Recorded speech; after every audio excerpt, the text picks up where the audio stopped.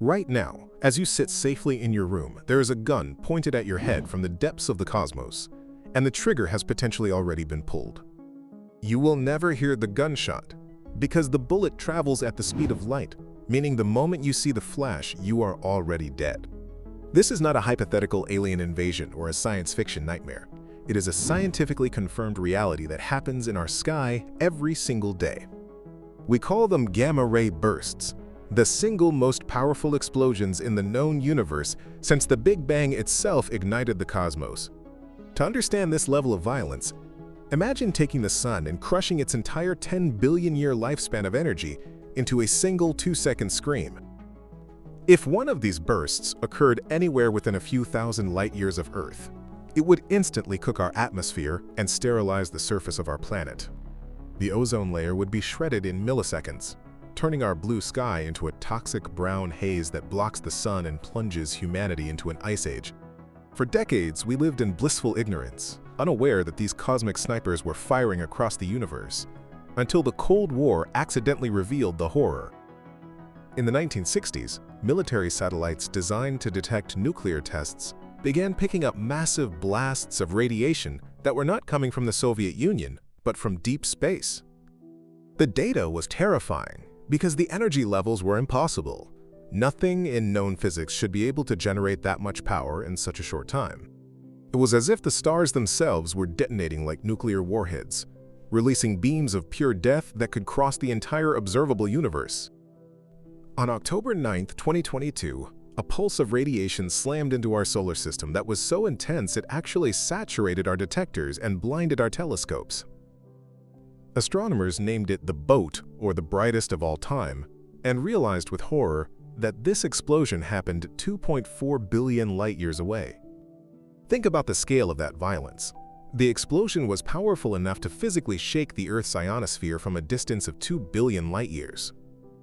If that object had been in our own Milky Way galaxy, you would not be watching this video right now because human history would have ended in 2022. What kind of monster creates a weapon this efficient, channeling the power of a supernova into a tight, directed beam of absolute annihilation? The answer lies in the death throes of hypermassive stars, giants that are collapsing under their own gravity to form the darkest object in reality. When a Wolf-Rayet star dies, it doesn't just explode. Its core collapses inward to form a black hole while the rest of the star is still falling. This creates a natural particle accelerator of godlike proportions, spinning matter at the speed of light and launching jets of plasma through the poles of the dying star. These jets punch through the stellar envelope like a bullet through wet paper, erupting into space as a focused beam of gamma radiation. If the star is spinning at the wrong angle, that beam shoots harmlessly into the void, becoming just another pretty light show for distant astronomers. But if the pole of that dying star happens to be pointing directly at Earth, we are staring down the barrel of a galactic shotgun. We know this has happened before. Evidence suggests a gamma-ray burst may have triggered the Ordovician mass extinction 450 million years ago.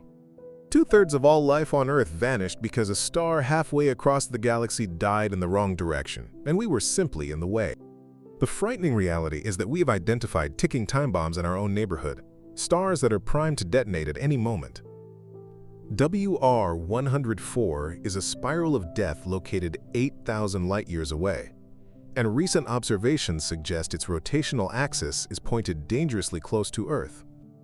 It looks like a beautiful pinwheel in the sky, but that spiral is actually a trail of gas shedding from a star that is preparing to die. If WR-104 goes supernova tomorrow, or if it went supernova 7, 999 years ago, the death beam is already rushing toward us through the dark. But gamma-ray bursts are just the muzzle flash. The true power lies in the engine that creates them, an object that defies logic. At the heart of this destruction sits a magnetar or a black hole, objects that compress the mass of the sun into the size of a city. The magnetic fields around these objects are so intense that they would dissolve the iron in your blood from 1,000 miles away. We call these the engines of creation, but they are really engines of annihilation, capable of twisting the fabric of space-time until it snaps. When these engines feed, they create quasars, beacons of light so bright they can be seen from the very edge of the observable universe. A single quasar consumes the equivalent of 600 Earths every minute, tearing matter apart atom by atom before swallowing it into the abyss. You might feel safe because these monsters are far away, but the universe is expanding and the darkness is growing larger every second.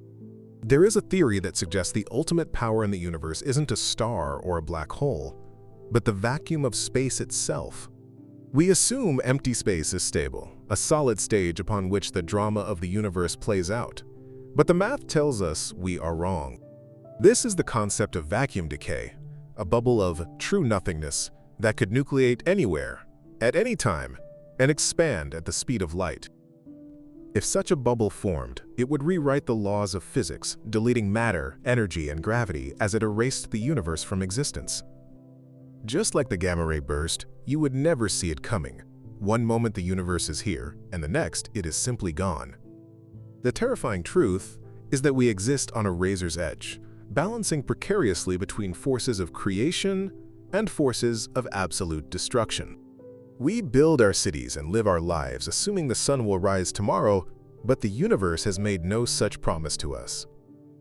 Every time you look up at the night sky, you are looking into the barrel of a loaded gun that spans billions of light years. The light from the stars takes eons to reach us, meaning the sky you see is a ghost, a memory of a past that is already dead.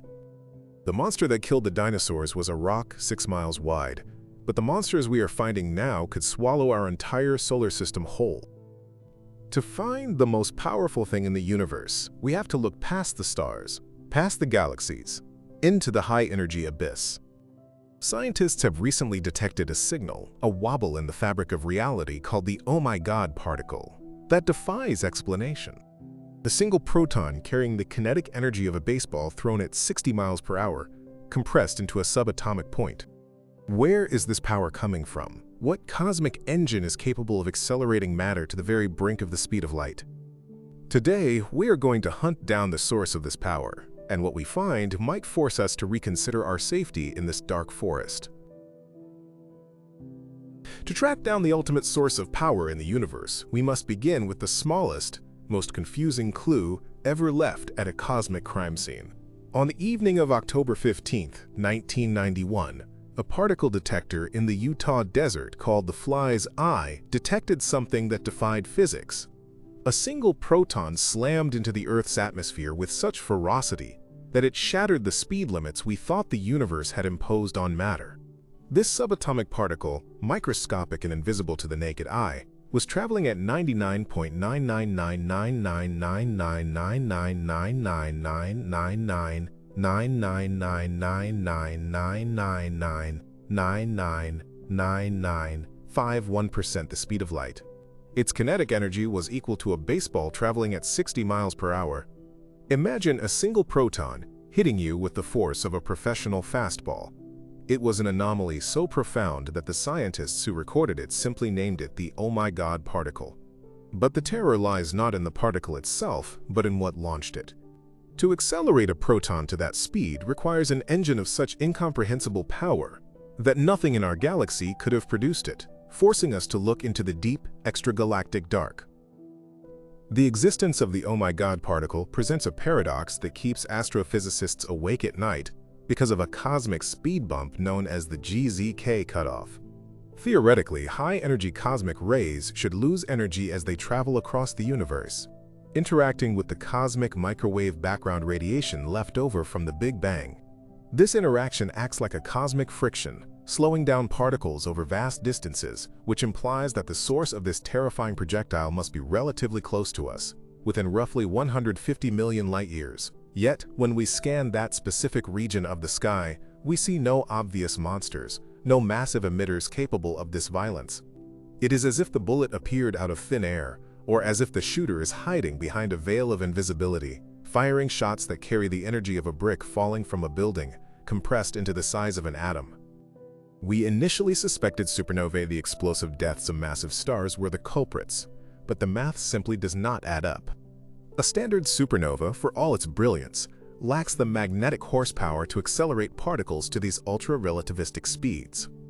It is like trying to launch a rocket to Mars using a firecracker. The energy density is simply insufficient. We needed a particle accelerator the size of a solar system, a magnetic field so twisted and potent that it could snap the spine of a star. This realization forced astronomers to look past the stars and gaze into the hearts of galaxies themselves, where the laws of physics are contorted by gravity into something unrecognizable. We realized that the most powerful thing in the universe isn't an explosion that happens once. It is a continuous grinding engine that has been running for billions of years, feeding on the very fabric of space. This brings us to the active galactic nucleus, or AGN, a term that sounds clinical but describes a scene of absolute carnage at the center of a galaxy. At the core of almost every massive galaxy, including our own, lies a supermassive black hole, but an AGN is a black hole that has woken up and started to feed. As gas, dust, and entire stars are pulled into its gravity well, they do not fall straight in. They spiral, forming a superheated accretion disk that spins at a significant fraction of the speed of light. The friction in this disk generates temperatures in the trillions of degrees, causing the infalling matter to glow brighter than all the billions of stars and the rest of the galaxy combined. This is the engine we were looking for, a gravitational whirlpool converting matter directly into light and kinetic energy with an efficiency that makes nuclear fusion look like a dying match. But the heat is just the byproduct. The true weapon of the active galactic nucleus is the jet. As the accretion disk spins, it twists the magnetic fields of the black hole into a tight helical coil that shoots straight up from the poles. These magnetic cages trap charged particles and funnel them outward, accelerating them away from the black hole at speeds that virtually match the speed of light. These are not small streams. These plasma jets can stretch for hundreds of thousands of light years, piercing through the galaxy and erupting into intergalactic space. They act as cosmic railguns, firing continuous streams of high-energy matter that can sterilize anything in their path. When we see a galaxy with these jets, we are looking at a localized apocalypse, a region of space where the central monster is clearing its throat and spitting fire at the cosmos. When one of these galactic railguns is pointed directly at Earth, we call it a blazar, and it represents one of the most terrifying perspectives in astronomy. Looking at a blazar is like staring down the barrel of a sniper rifle from across the universe. The light is Doppler boosted, appearing incredibly bright and energetic because it is rushing toward us. The radiation from a blazar is so intense that it drowns out the light of the entire host galaxy, reducing billions of suns to mere background noise. This optical illusion of relativity makes blazars appear to defy the laws of physics, sometimes seeming to expand faster than the speed of light, a phenomenon known as superluminal motion. It is a trick of geometry, but the danger is real. These objects are the likely sources of the ultra-high-energy cosmic rays that bombard our atmosphere, the invisible shrapnel from a distant war. The most famous of these monsters, and the first to reveal the true scale of the universe's power, is a quasar known as 3C273. In the early 1960s, astronomer Martin Schmidt was baffled by a star that was emitting radio waves and had a light spectrum that made no sense. It looked like a nearby star, but the redshift of its light indicated it was 2.5 billion light-years away. For an object to be visible from that distance, it had to be brighter than 4 trillion suns. The realization sent a shockwave through the scientific community. This was not a star, but a single point of light outshining an entire galaxy. 3C273 proved that the universe was not a static, peaceful place, but a realm dominated by monsters capable of outputting more energy in a second than our sun will produce in its entire lifetime. Yet 3C273 is a candle compared to the absolute king of cosmic horror. A black hole so massive that it challenges our understanding of how the universe formed.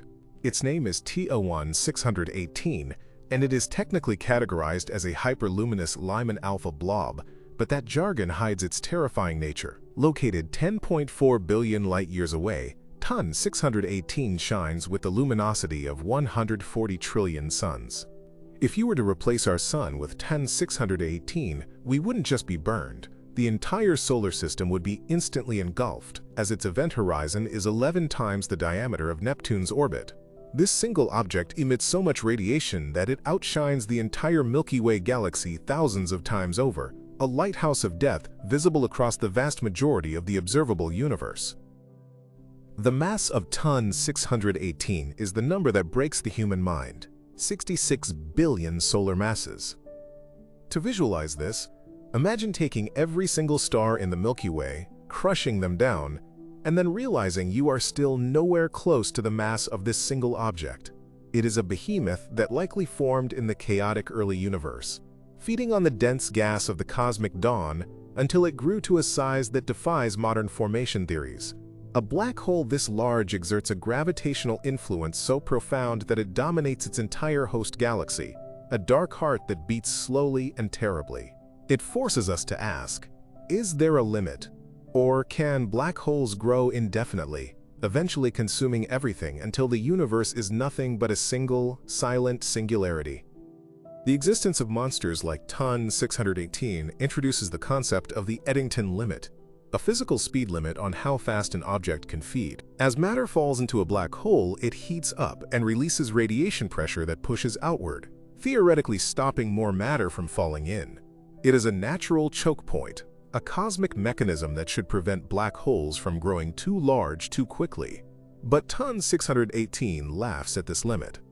For it to reach 66 billion solar masses, it must have somehow broken the rules, gorging itself on matter faster than the laws of physics should allow, a process called super-Eddington accretion. This implies that in the early universe, feeding frenzies occurred on a scale we can barely simulate, with black holes consuming gas clouds and star clusters whole, bypassing the safety valves of nature.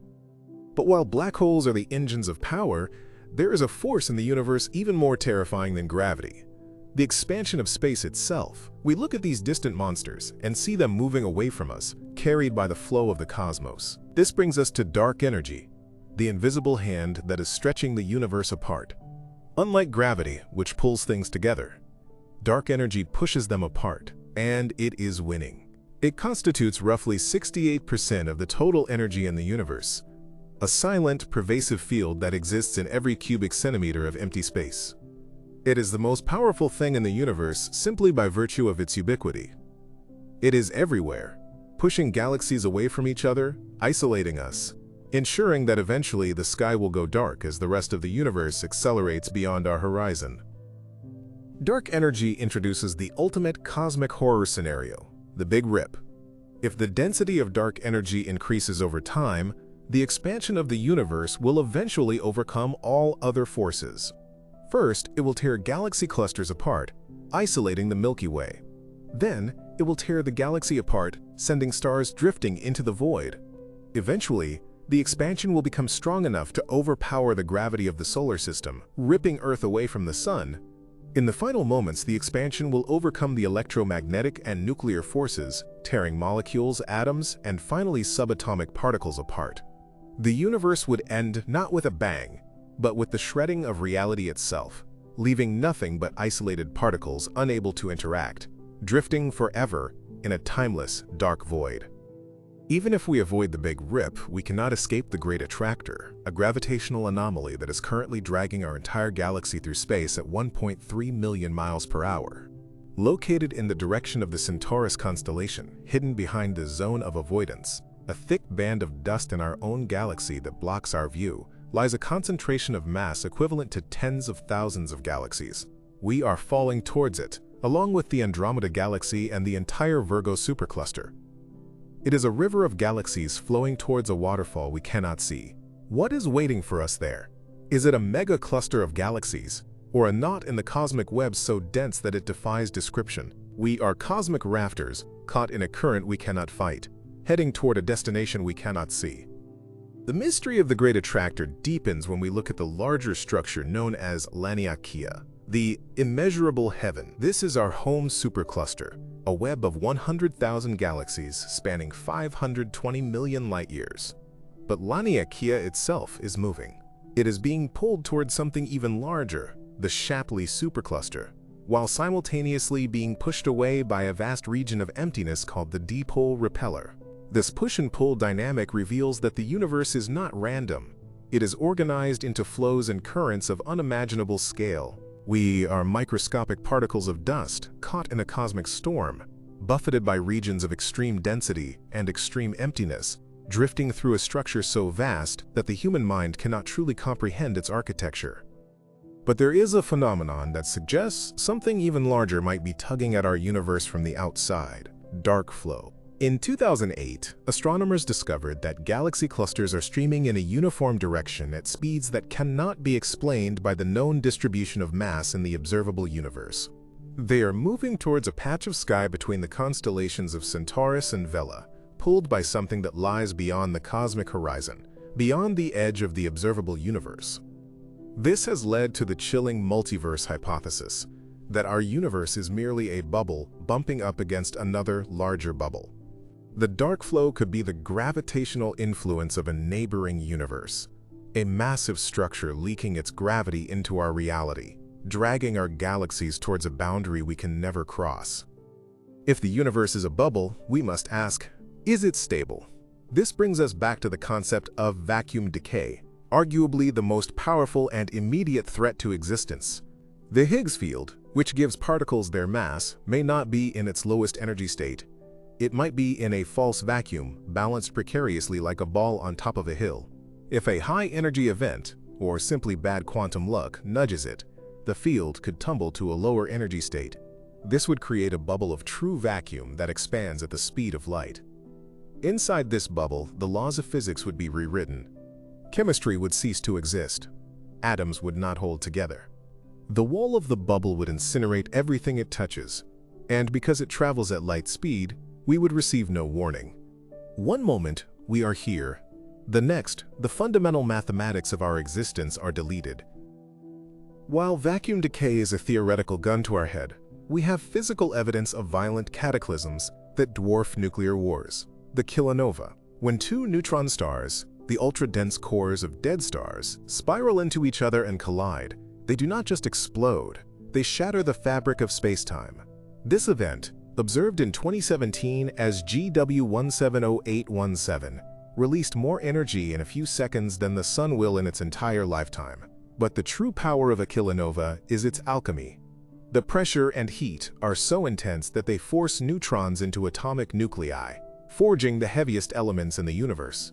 The gold in your wedding ring, the platinum in your electronics, the uranium in our bombs, all of it was born in the fires of a kilonova. We are wearing the debris of the most violent collisions in physics. These collisions produce gravitational waves, ripples in the very fabric of reality, that stretch and squeeze the Earth as they pass. For billions of years we were deaf to this cosmic symphony, but now with detectors like LIGO we can hear the universe screaming. When two black holes merge, they release more power in the final fraction of a second than all the stars in the observable universe combined. This power is not released as light, but as pure distortion of geometry. Space itself rings like a struck bell. If you were close enough to a black hole merger, you wouldn't be burned by heat. You would be physically stretched and compressed until your body disintegrated, torn apart by the warping of the space you occupy. The detection of these waves has revealed a population of black holes that shouldn't exist. Objects in the mass gap that are too heavy to be neutron stars, but too light to be standard black holes.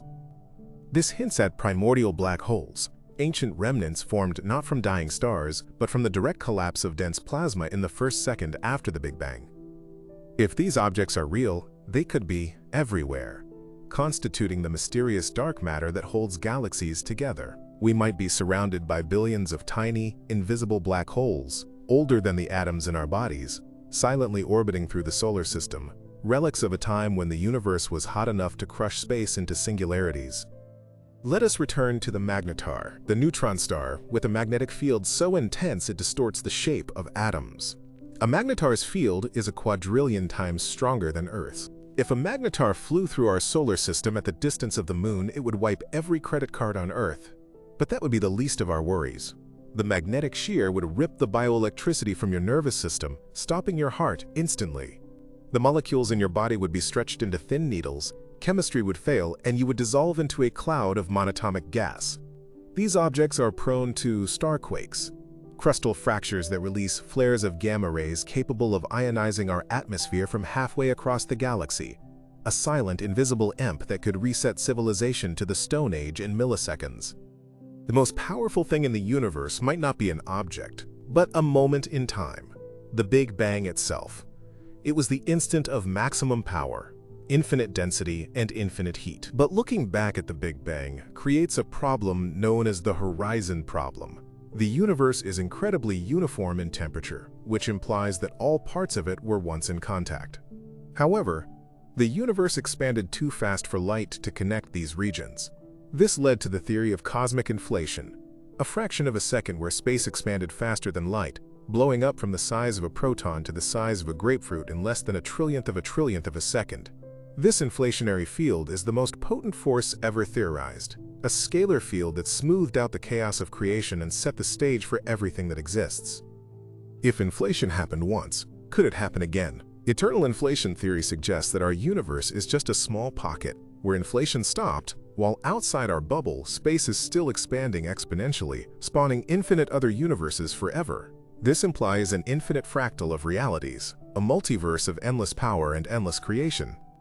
In this view, the most powerful thing is the mechanism of the multiverse itself, an eternal engine generating infinite cosmoses, each with different laws of physics. We are but a speck in a single droplet of a boundless, boiling ocean of existence, utterly insignificant against the backdrop of eternal creation. But we must look closer to home to find the power that threatens us most directly. The sun is a variable star, and while it supports life, it is also a sleeping dragon. In 1859, the Carrington event, a massive solar flare, hit Earth. It induced electric currents so strong that telegraph wires melted and operators were shocked. If a similar storm hit today, it would fry the global electrical grid, destroy satellite networks, and collapse the internet. We rely on a fragile web of technology that is completely exposed to the whims of a fusion reactor 93 million miles away. And the Carrington event was small compared to what the sun can do. Evidence in tree rings suggests Maya K events, solar storms thousands of times more powerful, have hit Earth in the past 1,000 years. We are overdue for another. The Earth's magnetic field is our only shield against this solar fury, but that shield is weakening. The South Atlantic anomaly is a region where the field is thinning, allowing radiation to dip dangerously close to the surface. Satellites passing through this zone frequently glitch or fail. This weakening suggests we may be heading toward a pole flip, a geomagnetic reversal where north and south switch places. During this transition, which could last centuries, our shield could collapse by up to 90%, leaving the planet naked against the solar wind and cosmic rays. The ozone layer would erode, radiation rates would skyrocket, and the surface of the Earth would become a hostile environment for modern civilization and biology alike.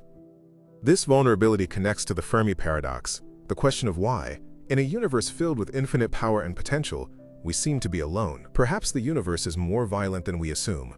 Maybe gamma-ray bursts, magnetar flares, and super-Eddington quasars act as great filters, periodically sterilizing galaxies and wiping out civilizations before they can master space travel.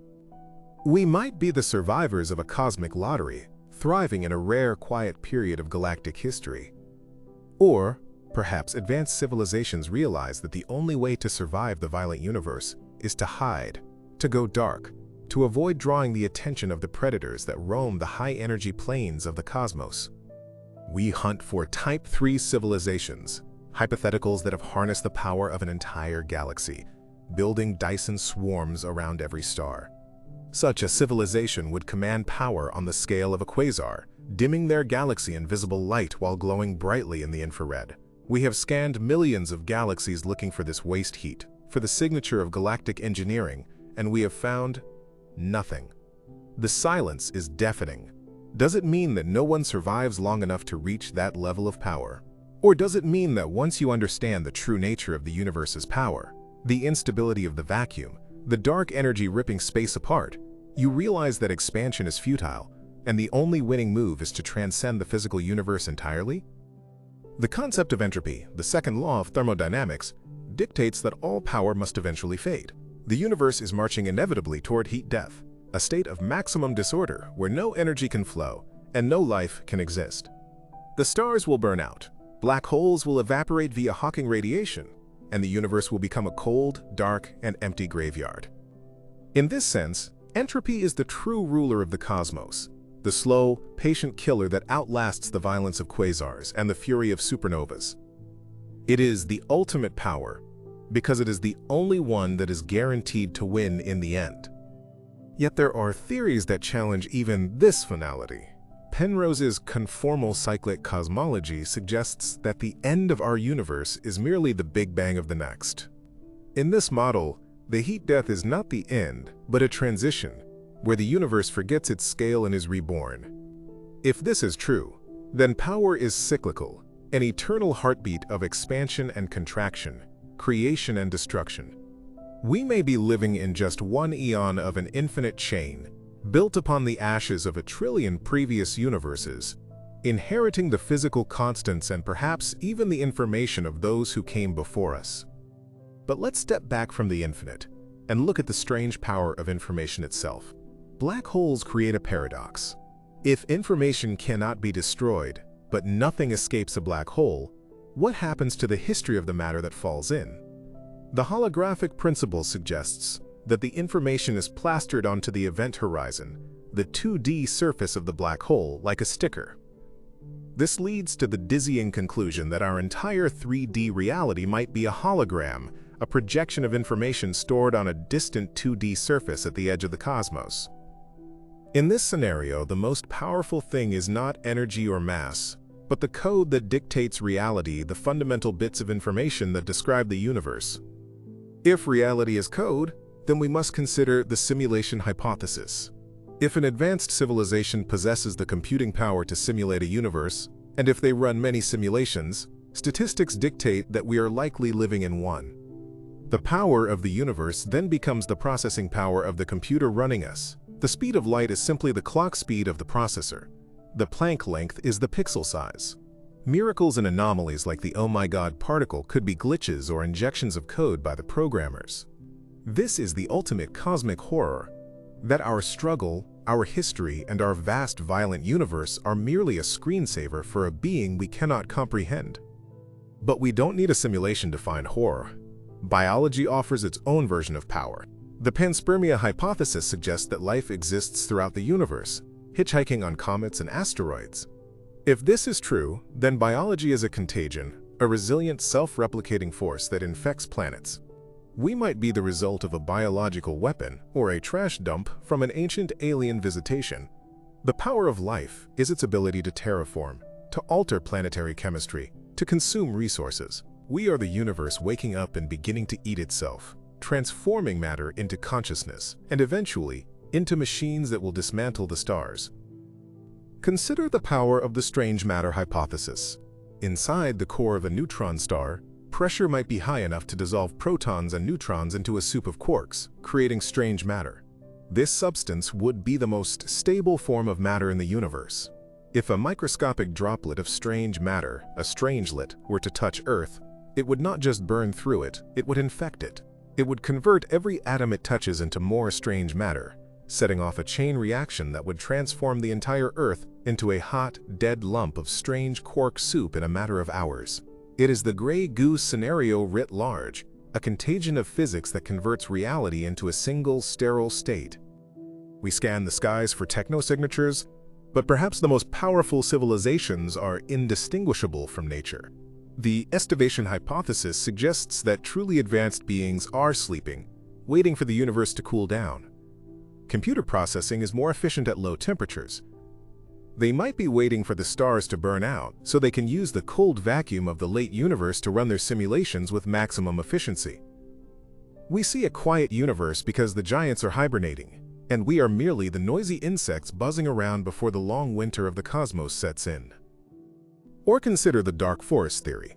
The reason we hear no signals is that every civilization that broadcasts its location is instantly destroyed by a hidden predator. In this model, the most powerful thing in the universe is a weapon system we cannot see, a cosmic antibody that purges any civilization that gets too loud. This would explain the Fermi paradox perfectly. The universe is a dark forest at night.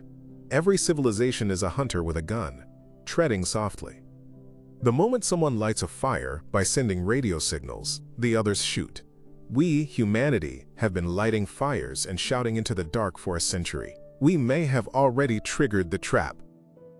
The sheer scale of the observable universe 93 billion light-years in diameter, is a form of power in itself. It traps us.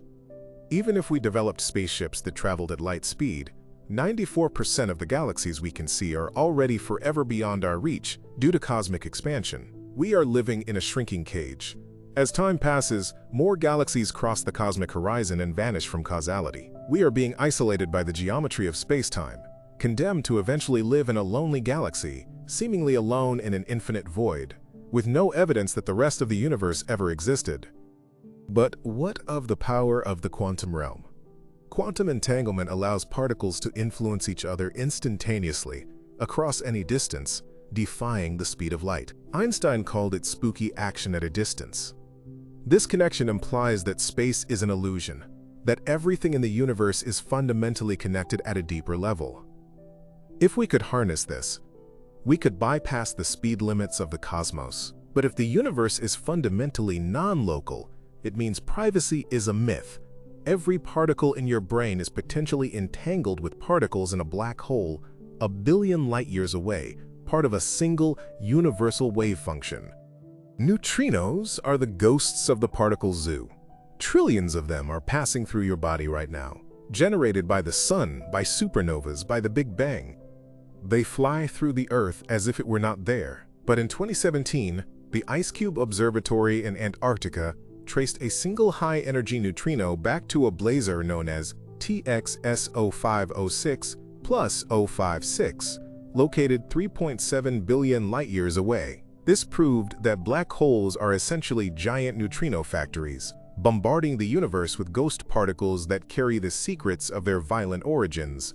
We are swimming in a sea of invisible information, constantly pierced by messengers from the edge of time. Let us talk about the Boots Void, also known as the Great Nothing. It is a region of space 330 million light-years in diameter that is almost completely empty. Statistically, it should contain 2,000 galaxies. We have found only 60. It is a spherical anomaly that looks like someone took a scoop out of the universe. Some theories suggest it is a Type 3 civilization expanding, dismantling stars and enclosing them in Dyson spheres, effectively turning off the lights in that region of space. If this is true, the darkness is not empty. It is full of a power so efficient that it wastes no light, a civilization that has gone dark to hide or to conserve energy. The cosmic microwave background holds a mystery called the cold spot, a vast region that is significantly colder than the rest of the primordial fire. It defies standard cosmological models. One explanation is that it is the imprint of a collision with another universe. Imagine two bubbles touching in a cosmic foam. The cold spot is the bruise left on our reality by a neighboring universe bumping into us. It suggests that our universe is not a closed system but is being jostled by forces from a higher dimensional bulk, a multiverse where universes drift and collide like icebergs in a dark ocean. Time itself is a power we do not understand. Time dilation tells us that gravity slows time.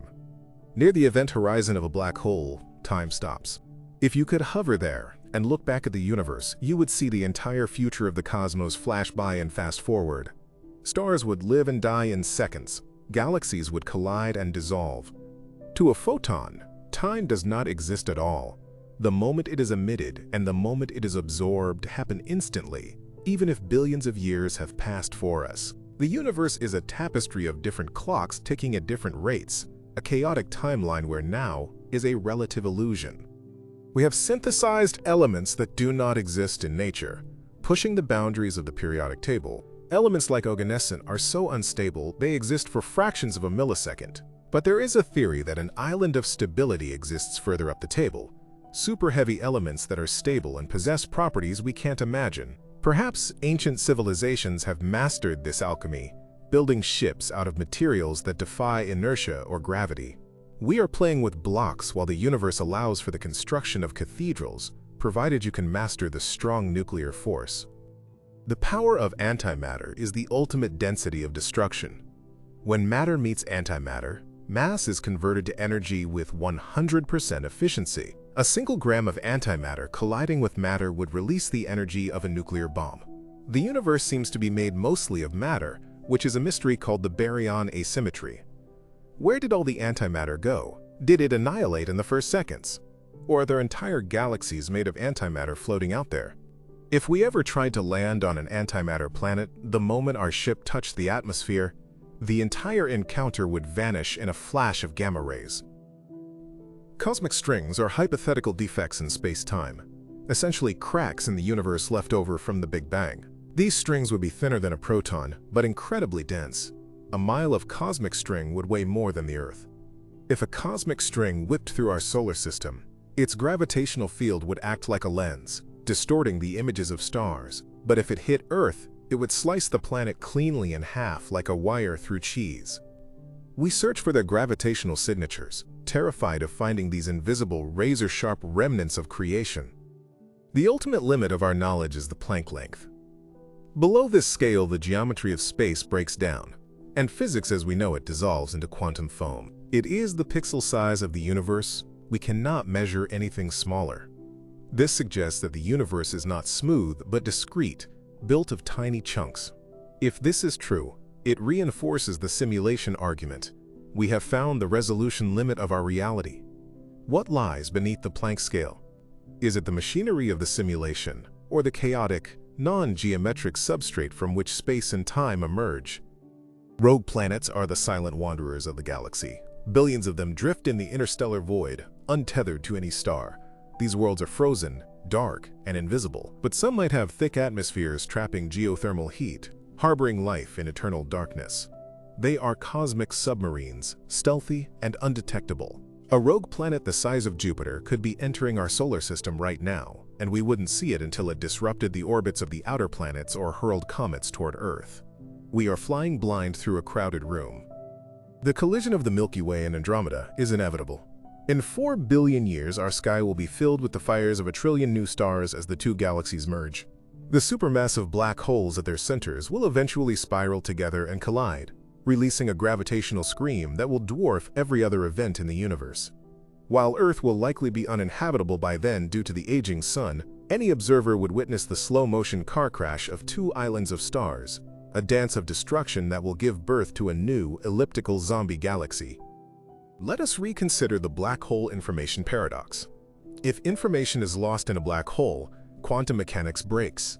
Hawking radiation says black holes eventually evaporate, but does the information come back out? If not, the past is erasable.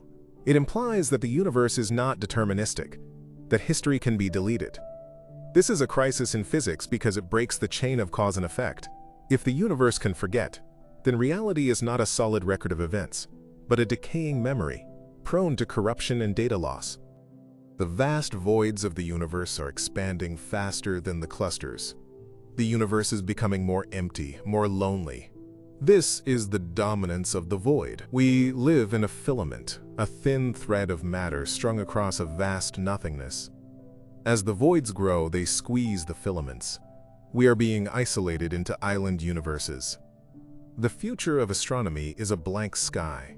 Future civilizations born in 1 trillion years will look up and see only their own galaxy, believing they are the entire universe, unaware of the vast, expanding cosmos that has raced away from them. We have spoken of physical power, but what of the power of observation?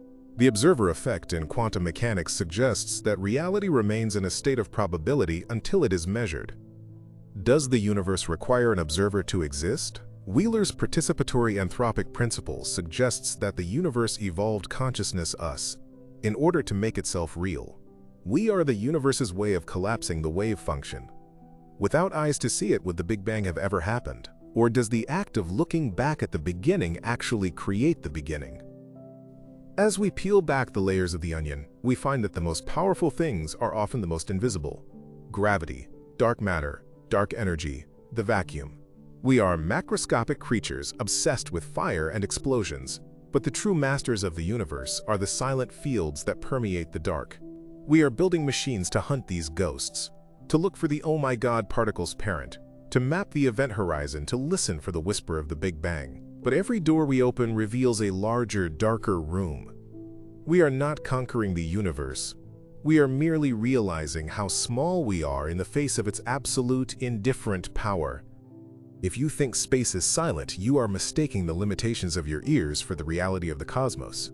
because the universe is actually screaming. In 2003, astronomers pointed the Chandra X-ray Observatory at the Perseus galaxy cluster, located 250 million light-years away, and discovered ripples in the hot gas filling the cluster. These ripples were sound waves, physical pressure waves moving through the intergalactic medium, generated by the supermassive black hole at the cluster's center.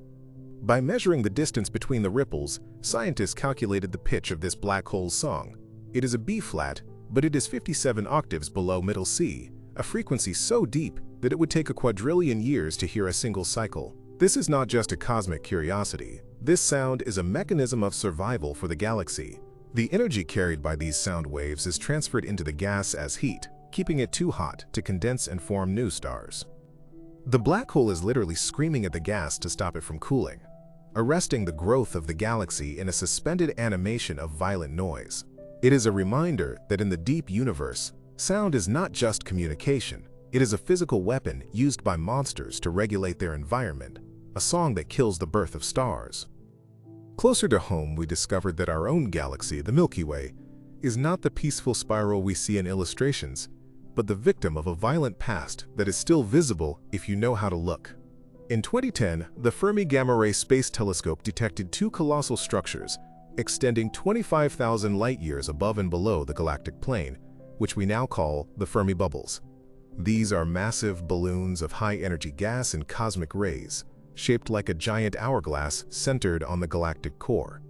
The existence of these bubbles implies that just a few million years ago, an instant in cosmic time, occurring when our ancestors were already walking upright, the supermassive black hole at the center of our galaxy, Sagittarius A, erupted with the force of millions of supernovas.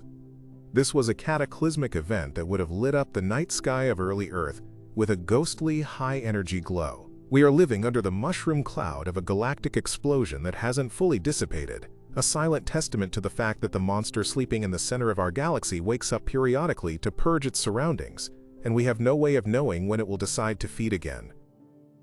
While black holes usually trap matter, they are also capable of acting as the ultimate slingshot, creating projectiles known as hypervelocity stars that defy the gravitational limits of the galaxy.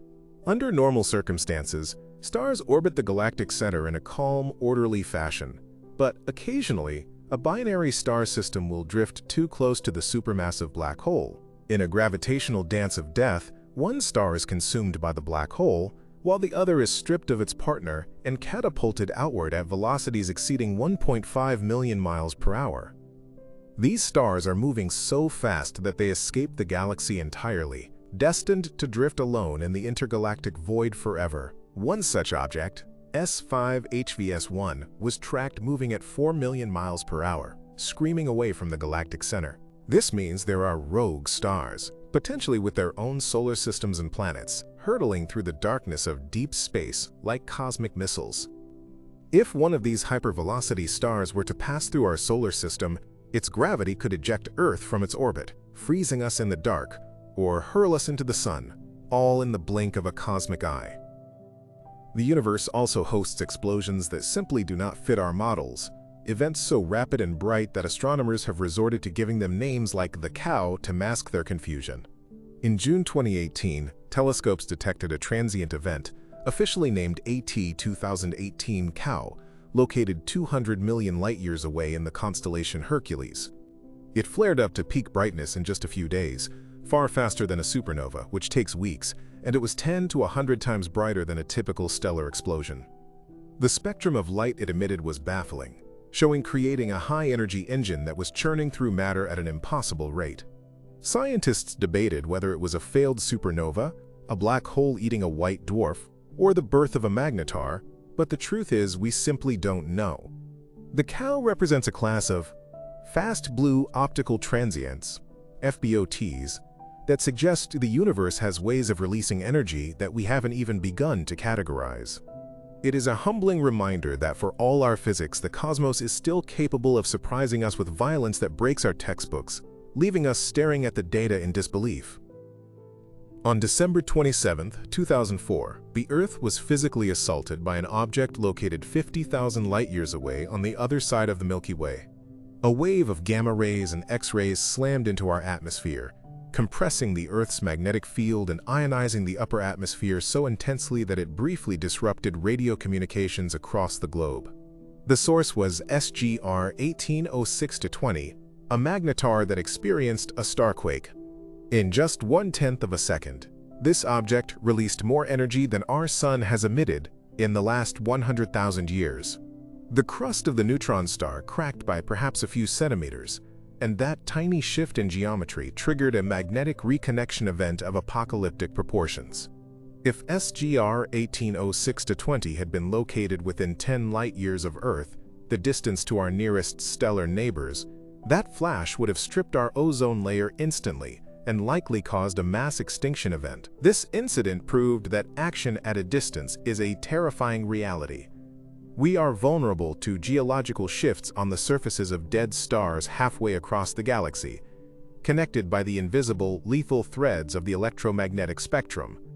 There is a mystery in the radio spectrum that has led serious scientists to use the A-word aliens because the alternative explanations are running out. We call them fast radio bursts, or FRBs. These are millisecond-long blasts of radio waves that carry as much energy as the Sun produces in 3 days, condensed into the blink of an eye. They appear all over the sky, coming from billions of light-years away. For years, we thought they were singular, cataclysmic events like the collision of neutron stars, which would destroy the source. But then we found FRB 121102, a repeater. It didn't just flash once, it kept flashing, sometimes in clusters, sometimes with a rhythm. This ruled out a one-time explosion. Whatever is generating these signals survives the event and reloads. Is it a magnetar punching through a nebula? Is it a glitch in a black hole's accretion disk? Or, as some Harvard physicists have cautiously proposed, could it be the leakage from a planet-sized transmitter powering an interstellar light sail? The regularity and power of these signals mimic what we might expect from a Type II civilization, leaving us to wonder if we are overhearing the traffic of a galactic empire. Deep in the theoretical physics papers lies a concept that challenges the very definition of matter, the strange star. We are taught that atoms are made of protons and neutrons, and neutron stars are made of, well, neutrons. But if you crush a neutron star hard enough, the neutrons might dissolve into their constituent quarks, up, down, and strange quarks. This creates strange matter, a liquid of subatomic particles that is perfectly stable and denser than anything else in the universe. The terrifying part of the hypothesis is the strange matter contagion. If a strange star collided with a normal neutron star, it wouldn't just mix. The strange matter would convert the normal matter upon contact. It would infect the neutron star, turning the whole object into strange matter in a fraction of a second. This suggests that there is a most stable form of matter that acts like a zombie virus for the periodic table, transforming everything it touches into a homogeneous gray sludge of quarks.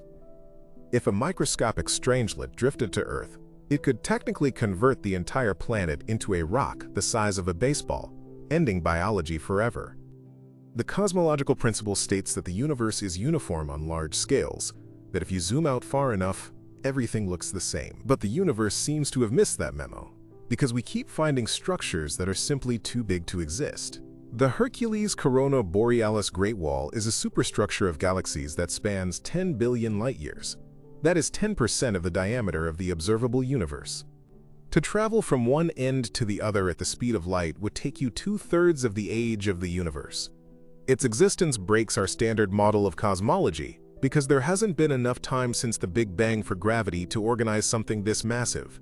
It is a titan that defies the timeline of creation, a structure that suggests there are organizing principles in the universe that operate on scales we cannot comprehend. Perhaps remnants of the inflationary epoch that stretched quantum defects into galactic walls. We are like ants, discovering a continent, realizing our map of the backyard is woefully inadequate. Let's talk about the specific horror of spaghettification, the fate that awaits you if you fall into a stellar mass black hole. This isn't just getting crushed, it is being unraveled. The gravitational gradient is so steep that the pull on your feet is millions of times stronger than the pull on your head. In milliseconds, your body is stretched into a long, thin noodle of human plasma. Your bones snap, your muscles tear, and your blood vaporizes.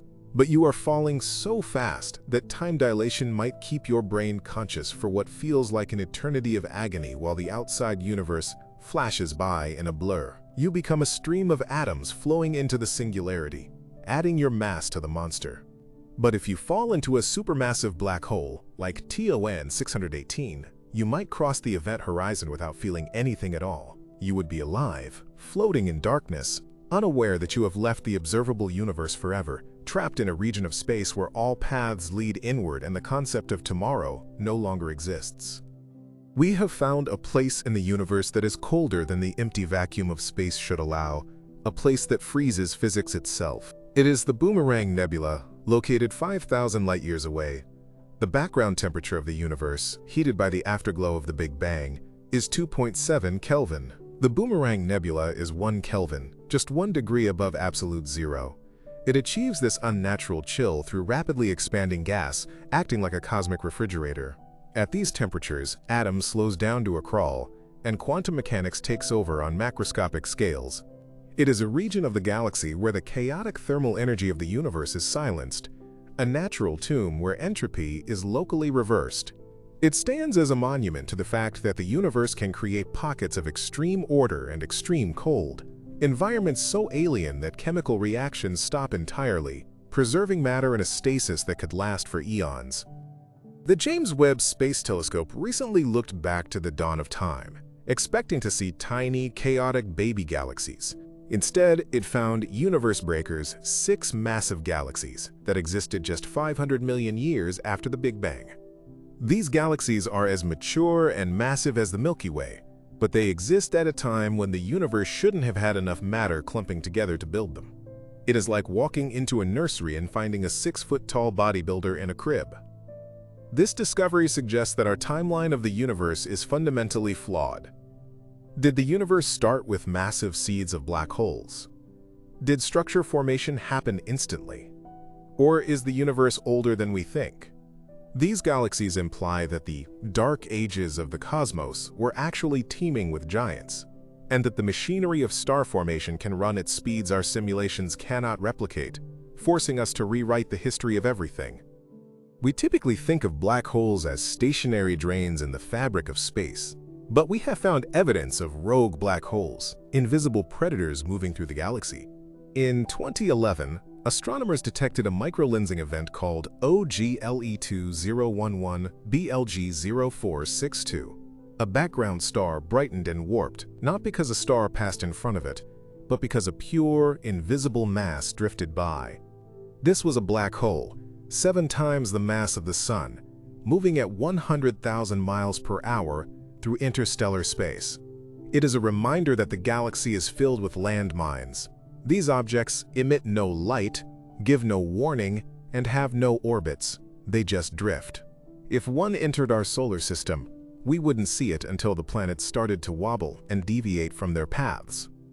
By the time we realized what was happening, the gravitational chaos would have already doomed us, flinging Earth into the cold dark without us ever seeing the face of our killer. In the catalog of cosmic anomalies, there is a theoretical object that merges the life-giving nature of a star with the crushing density of a neutron star, the Thorne-Zietgau object. This is what happens when a red supergiant star swallows a neutron star whole. Instead of destroying the neutron star, the dense core spirals into the giant's center and lives there, like a parasite eating its host from the inside out. The result is a hybrid monster, a star that looks like a red supergiant from the outside, but runs on exotic nuclear physics driven by the neutron core. These objects would produce elements completely different from normal stars, potentially being the source of some of the universe's rarest isotopes. We have found candidates, stars that look wrong, chemically, suggesting that looking up at the sky, some of those points of light are actually stellar nesting dolls, hiding a dead star wearing the skin of a living one. The concept of the demon core refers to a plutonium sphere that killed scientists in the 1940s when it went critical. But the universe has its own demon cores on a much larger scale. We call them Type Ia supernovae. These occur in binary systems where a white dwarf star steals matter from a companion. A white dwarf is stable as long as it stays below 1.4 solar masses, the Chandrasekhar limit. It can sit at 1.39 solar masses for billions of years, a ticking bomb waiting for a single grain of sand to break the camel's back. The moment it crosses that limit, physics dictates an instant, thermonuclear detonation of the entire star. There is no collapse, no remnant, just a total conversion of mass into energy. This limit is so precise that we use these explosions as standard candles to measure the universe. The scary part is the inevitability. Gravity guarantees that once the limit is breached, the star has no choice but to self-destruct, obeying a mathematical law written into the fabric of reality. Ultimately, the battle for the title of most powerful comes down to a cage match between gravity and quantum mechanics. And the singularity is where the fight happens. At the center of a black hole, matter is crushed to infinite density and zero volume. General relativity says the curvature of space becomes infinite. Quantum mechanics says you cannot know a particle's position and momentum simultaneously with infinite precision. These two laws, the bedrock of physics, cannot both be true at the singularity. They break. The singularity represents a hole in our understanding of reality, a place where the universe divides by zero and returns an error message. It is a point where the rules of the game stop applying. Whatever exists at the center of a black hole, whether it is a wormhole, a Planck star, or a gateway to another universe, is shielded from us by the event horizon, protecting our sanity from the raw, chaotic nonsense that lies at the heart of gravity. The cosmic microwave background, the oldest light in the universe, should be random, a speckled pattern of temperature fluctuations. But when we analyze it, we find the axis of evil. This is a strange alignment in the data, a plane that splits the universe into two distinct halves with different properties. This alignment lines up with the plane of our own solar system, which should be impossible because the CMB was formed billions of years before our sun existed. Is it a calibration error? A coincidence? Or does it suggest that our place in the universe is special, violating the Copernican principle? Some radical theories suggest the universe has a topology, a shape that we are seeing imprinted on the sky, implying the cosmos is not the infinite, uniform void we imagine, but a structured geometric object with an orientation, and we are somehow aligned with its spine. Let us consider the sheer energy density of the Planck era. In the first 10 to the power of minus 43 seconds of the universe, the temperature was 10 to the power of 32 Kelvin. This is the Planck temperature, the theoretical maximum temperature possible in physics. At this heat, the wavelength of light emitted would be smaller than the smallest possible distance, breaking physics. Energy was so dense that every point in space was essentially a black hole, constantly forming and evaporating.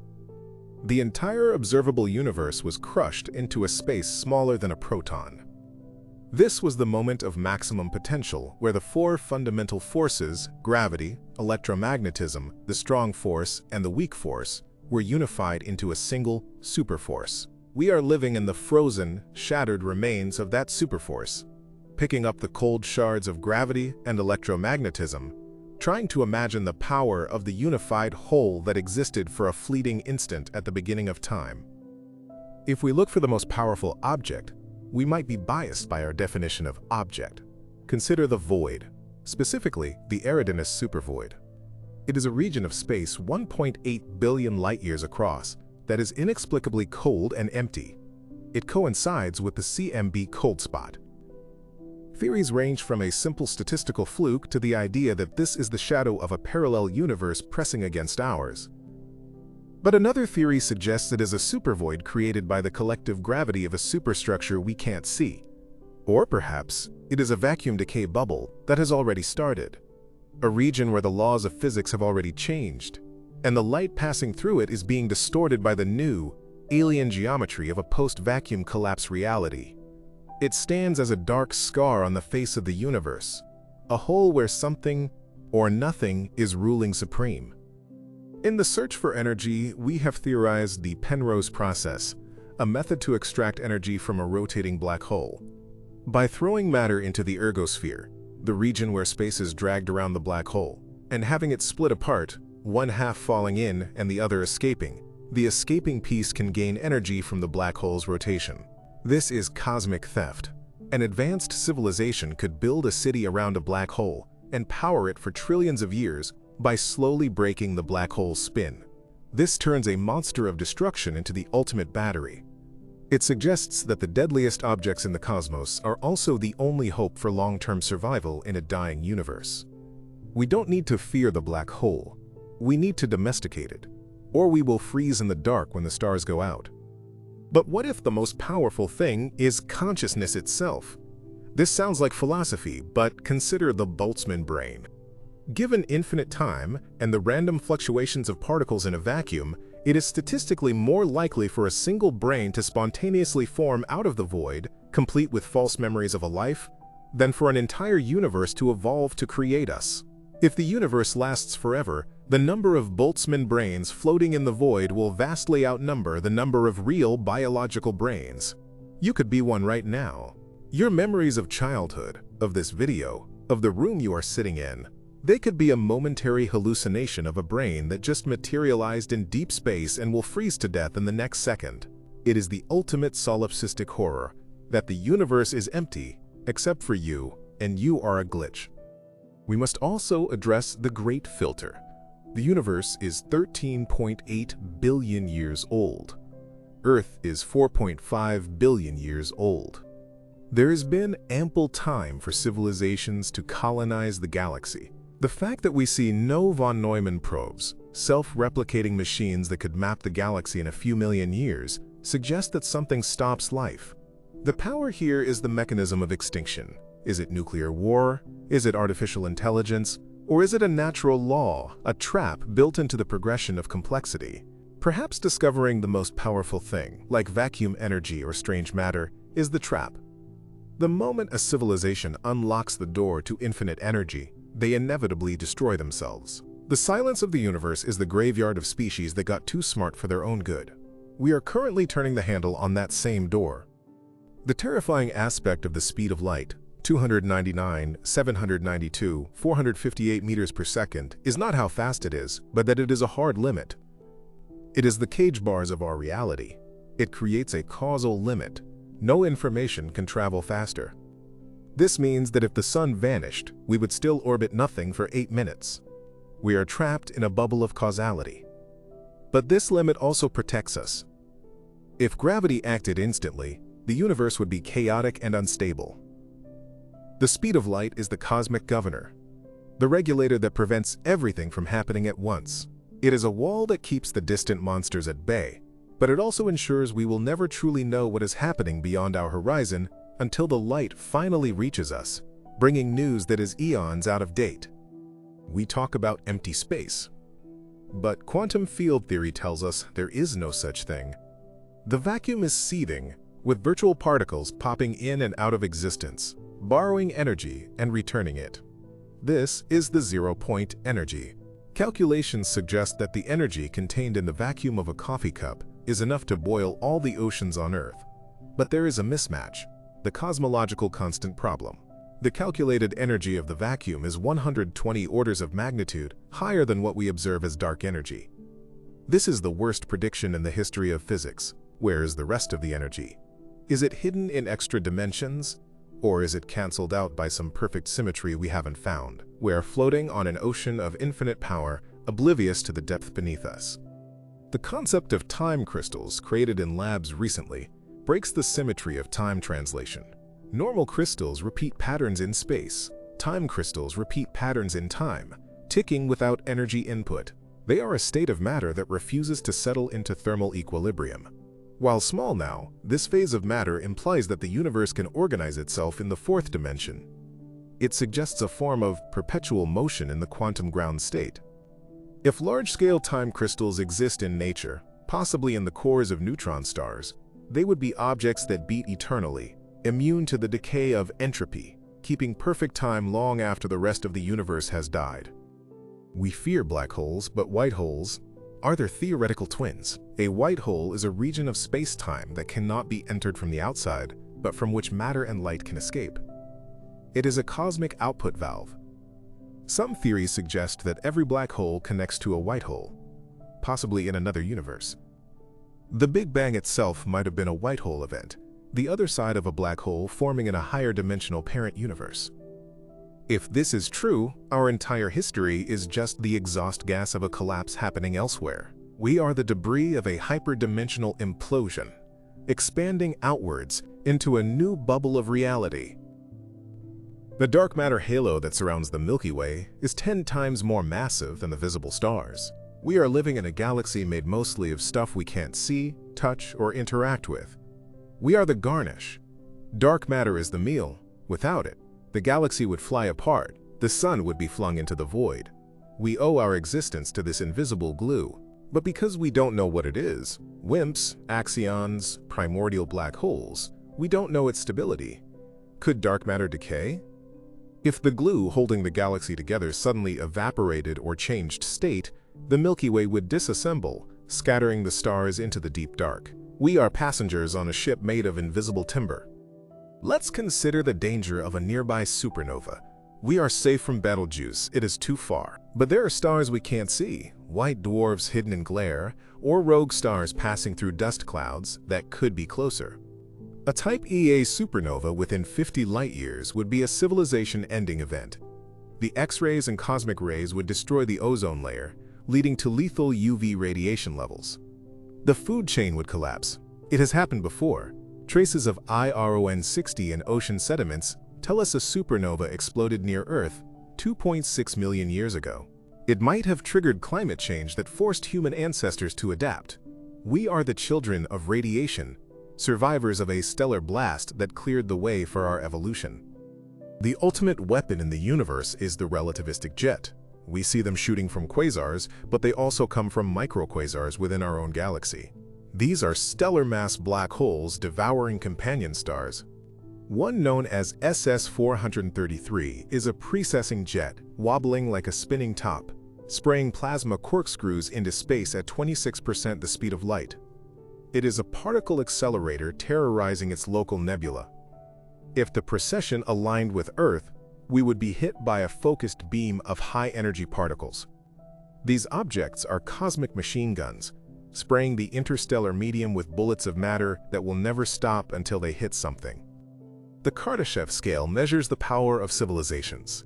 Type 1 uses a planet, Type 2 uses a star, Type 3 uses a galaxy. But physicists have proposed a Type 4, a civilization that harnesses the power of the extragalactic universe or dark energy itself.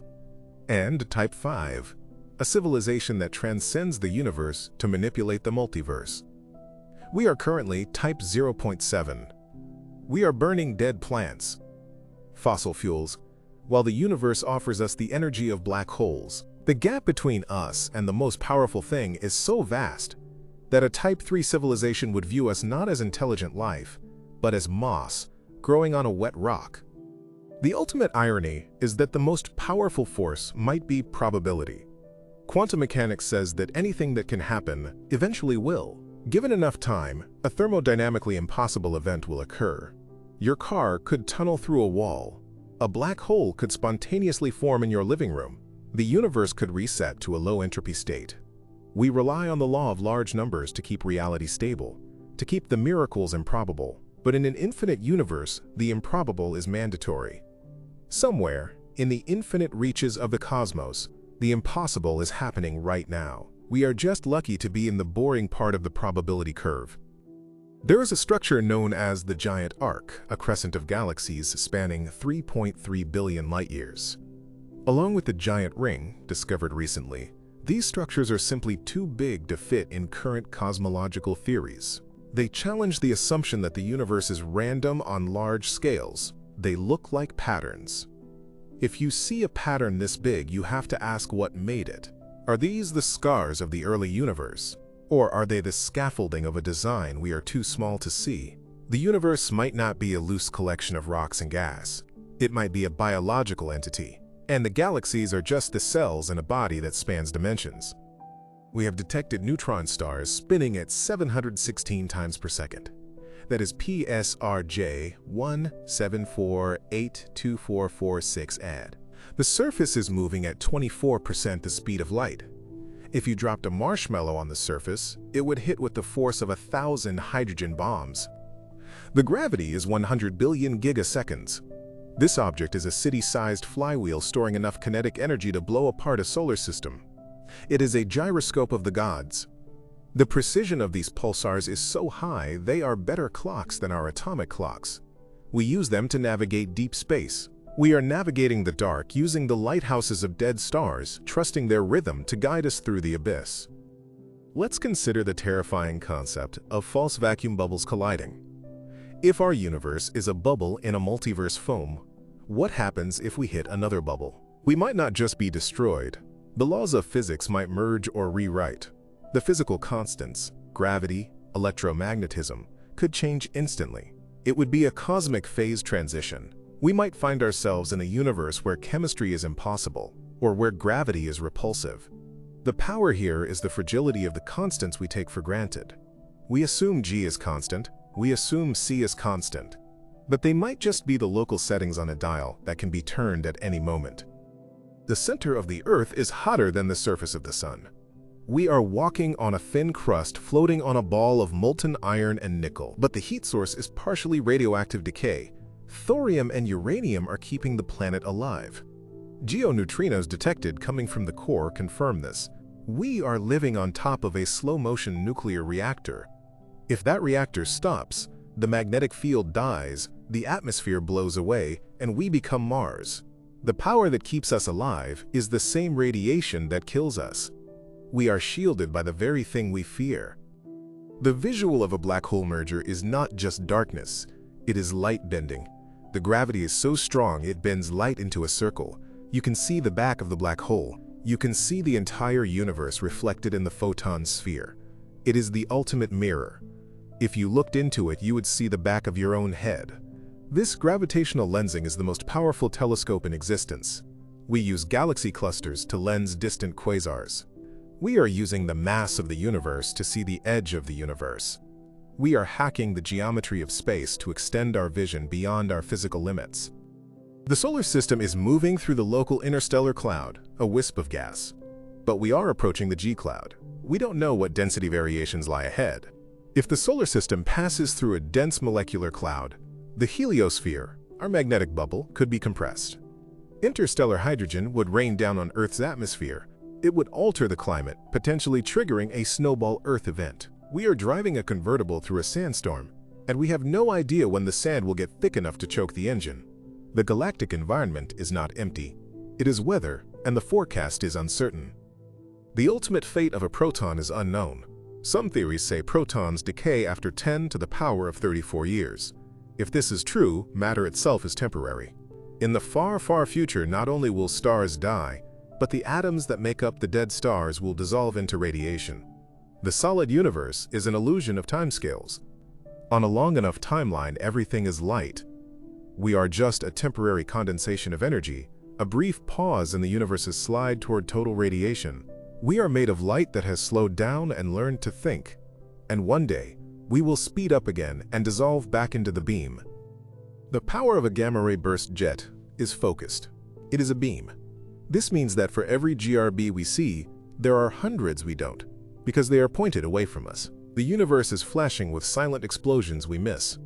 It is like a battlefield at night. We only see the muzzle flashes pointed at us. The rest is hidden in the dark. How many civilizations have been sterilized by a beam we never saw? The silence of the night sky is not peace. It is simply that the bullets are flying parallel to our line of sight. There is a theory that black holes are actually universes. The mathematical description of a Big Bang is eerily similar to the collapse of a star. We might be living inside the event horizon of a massive black hole in a parent universe. And every black hole in our universe might contain a baby universe inside it. This is cosmological natural selection.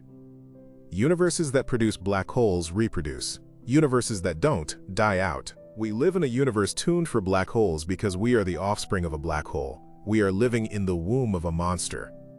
The darkest thought is the Big Slurp, another name for vacuum decay. But consider the Big Crunch. If dark energy weakens, gravity wins. The universe stops expanding and reverses. Galaxies rush back together. The sky turns red, then white, then blindingly hot. The universe ends in a reverse Big Bang.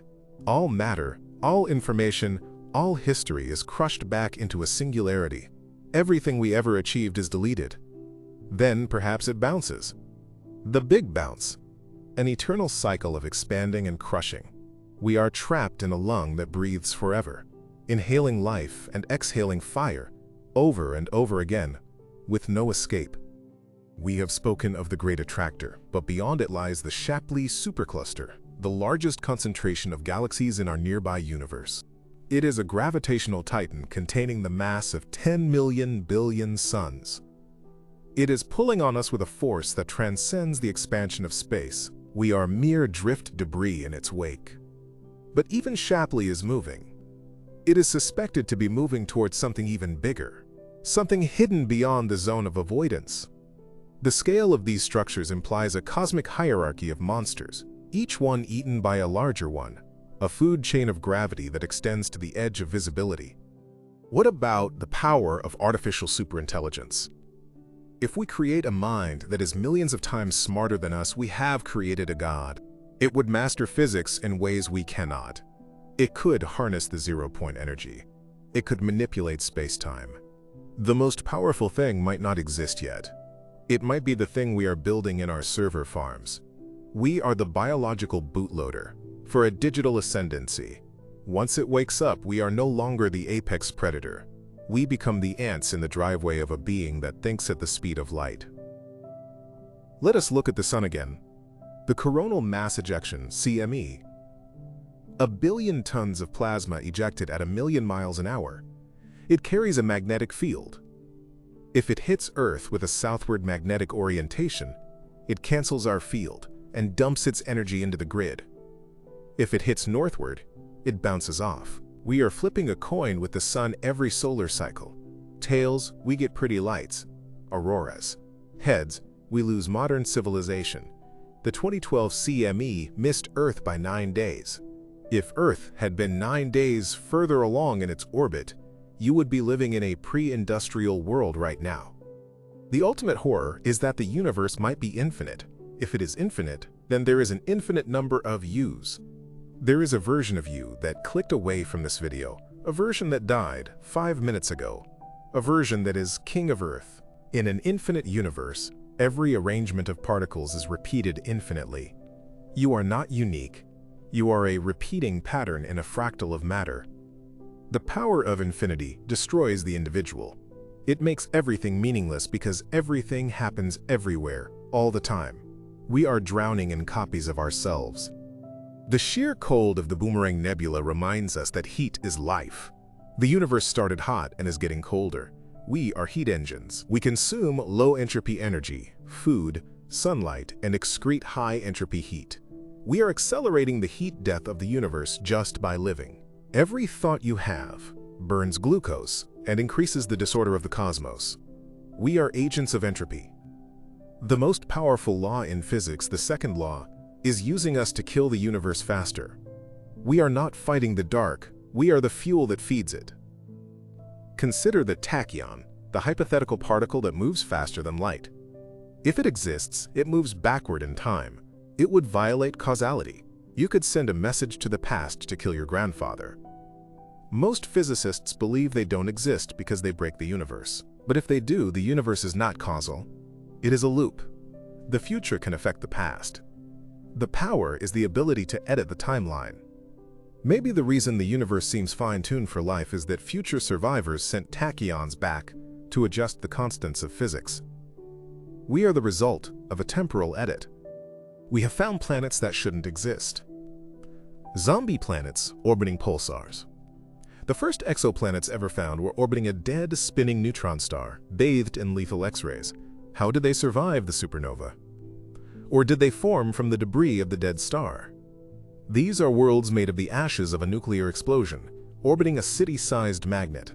It shows that the universe is tenacious. Gravity will build worlds out of garbage in the deadliest environments imaginable. Power is not just destruction, it is the stubborn refusal of matter to stop organizing even in hell. The galactic center is a shooting gallery. We see clouds of antimatter near the core. We see evidence of past jets. But we also see the Fermi bubbles and the Arecibo bubbles. These are structures that span half the sky. They tell us that the Milky Way is not dormant. It is resting. We live in the suburbs of a city that is prone to riots. We are safe only because of distance. But the solar system oscillates through the galactic plane every 30 million years. This cycle coincides with mass extinctions on Earth. Are we dipping into a danger zone? Is the galactic plane filled with dark matter that disturbs comets and sends them crashing into Earth? The WOW signal of 1977 remains the strongest candidate for alien contact, a 72-second blast of radio waves on the hydrogen line. It never repeated. Was it a passing ship, a sweeping beacon, or a natural event we don't understand? The power of the signal was immense. If it was isotropic, sent in all directions, it required a transmitter with the power of a star. If it was a beam aimed at us, it required a planetary grid. The silence since then is the scary part. Did they turn it off? Or did they move on? Or was it a final scream before they were silenced by something else? In the end, the most powerful thing in the universe is the limit of our own understanding. We call things dark matter and dark energy because we are in the dark. We are primates on a rock, looking at lights in the sky, inventing math to describe ghosts. The universe is not under any obligation to make sense to us. It is vast, cold, and violent. We are huddled around a campfire of knowledge, and the shadows are getting longer. The monsters we have found, the quasars, the magnetars, the vacuum bubbles, are just the ones that reflect the light. What is hiding in the black spaces between the stars? That is the question that should keep you awake.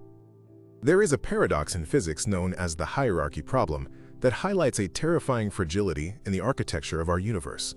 Gravity, the force that crushes stars and holds galaxies together, is inexplicably weak compared to the other fundamental forces, about 10 to the power of 32 times weaker than the weak nuclear force. It is like a whisper in a hurricane. Why is gravity so weak? One terrifying theory suggests that gravity is leaking. It proposes that our three-dimensional universe is just a membrane, or brain, floating in a higher dimensional bulk. Gravity might be the only force capable of escaping our dimensions, bleeding out into the darkness of a higher reality we cannot perceive. If this is true, it means there are other brains, other universes, hovering just millimeters away from us in a fourth spatial dimension.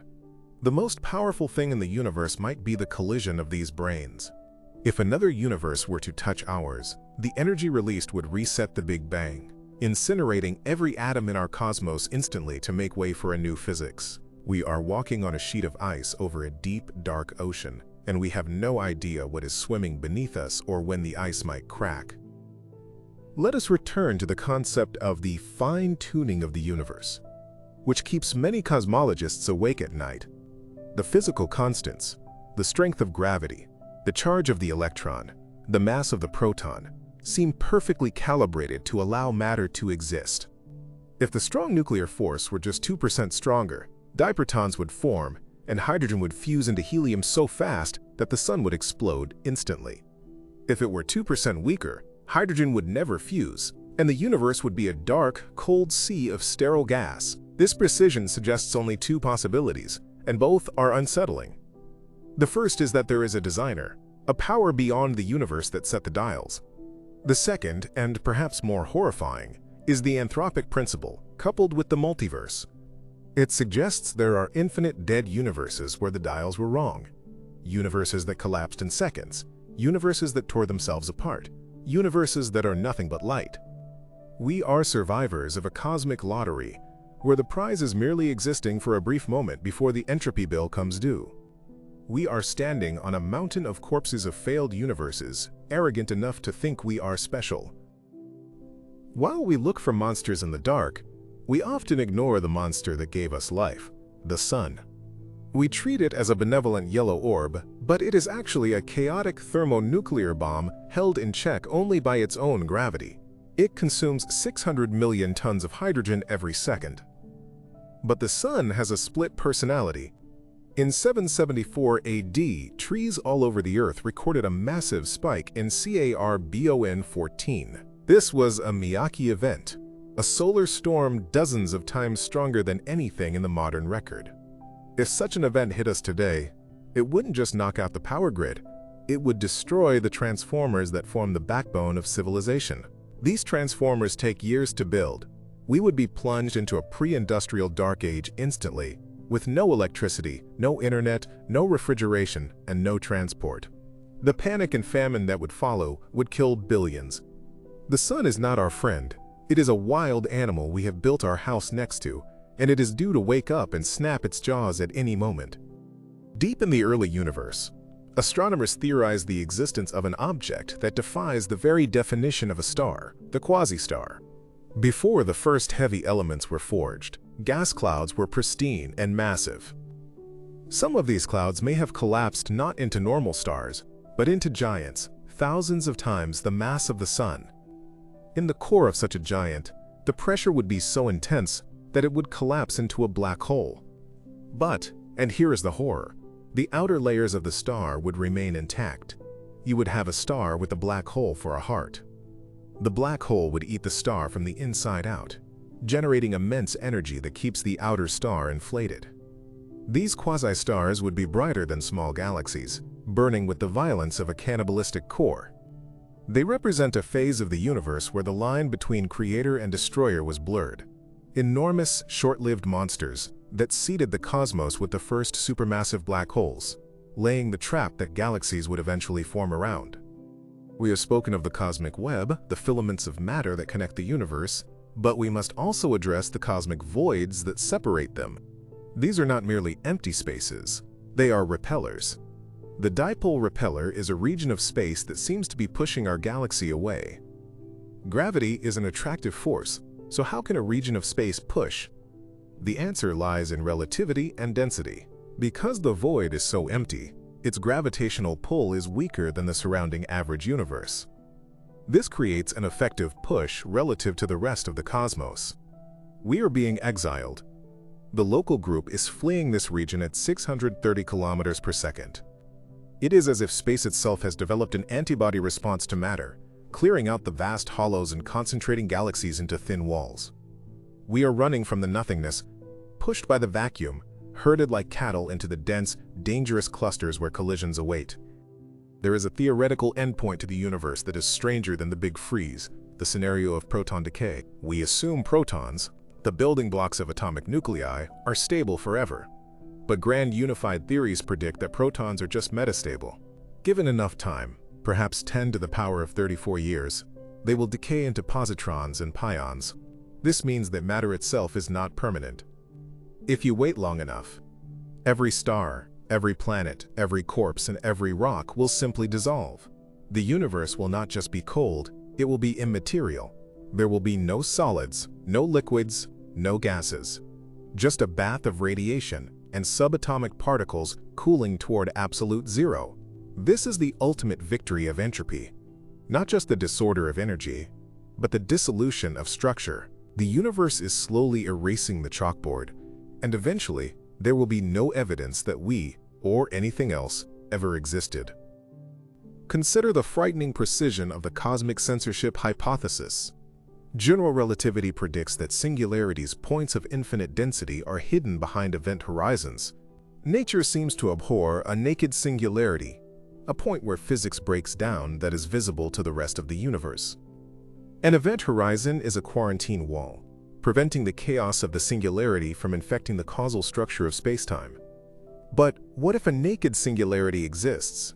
Simulations suggest that if a black hole spins fast enough, the event horizon could peel away, exposing the singularity. If we were to look at such a thing, we would not see a black hole. We would see a breach in reality where the laws of physics are undefined. It would be a source of complete unpredictability, emitting anything and everything, a glitch in the matrix that could rewrite the history of the universe around it. The mystery of dark matter is often presented as a distant astronomical problem, but it might be much closer than we think. There is a theory that mirror matter exists, a shadowy counterpart to the standard model.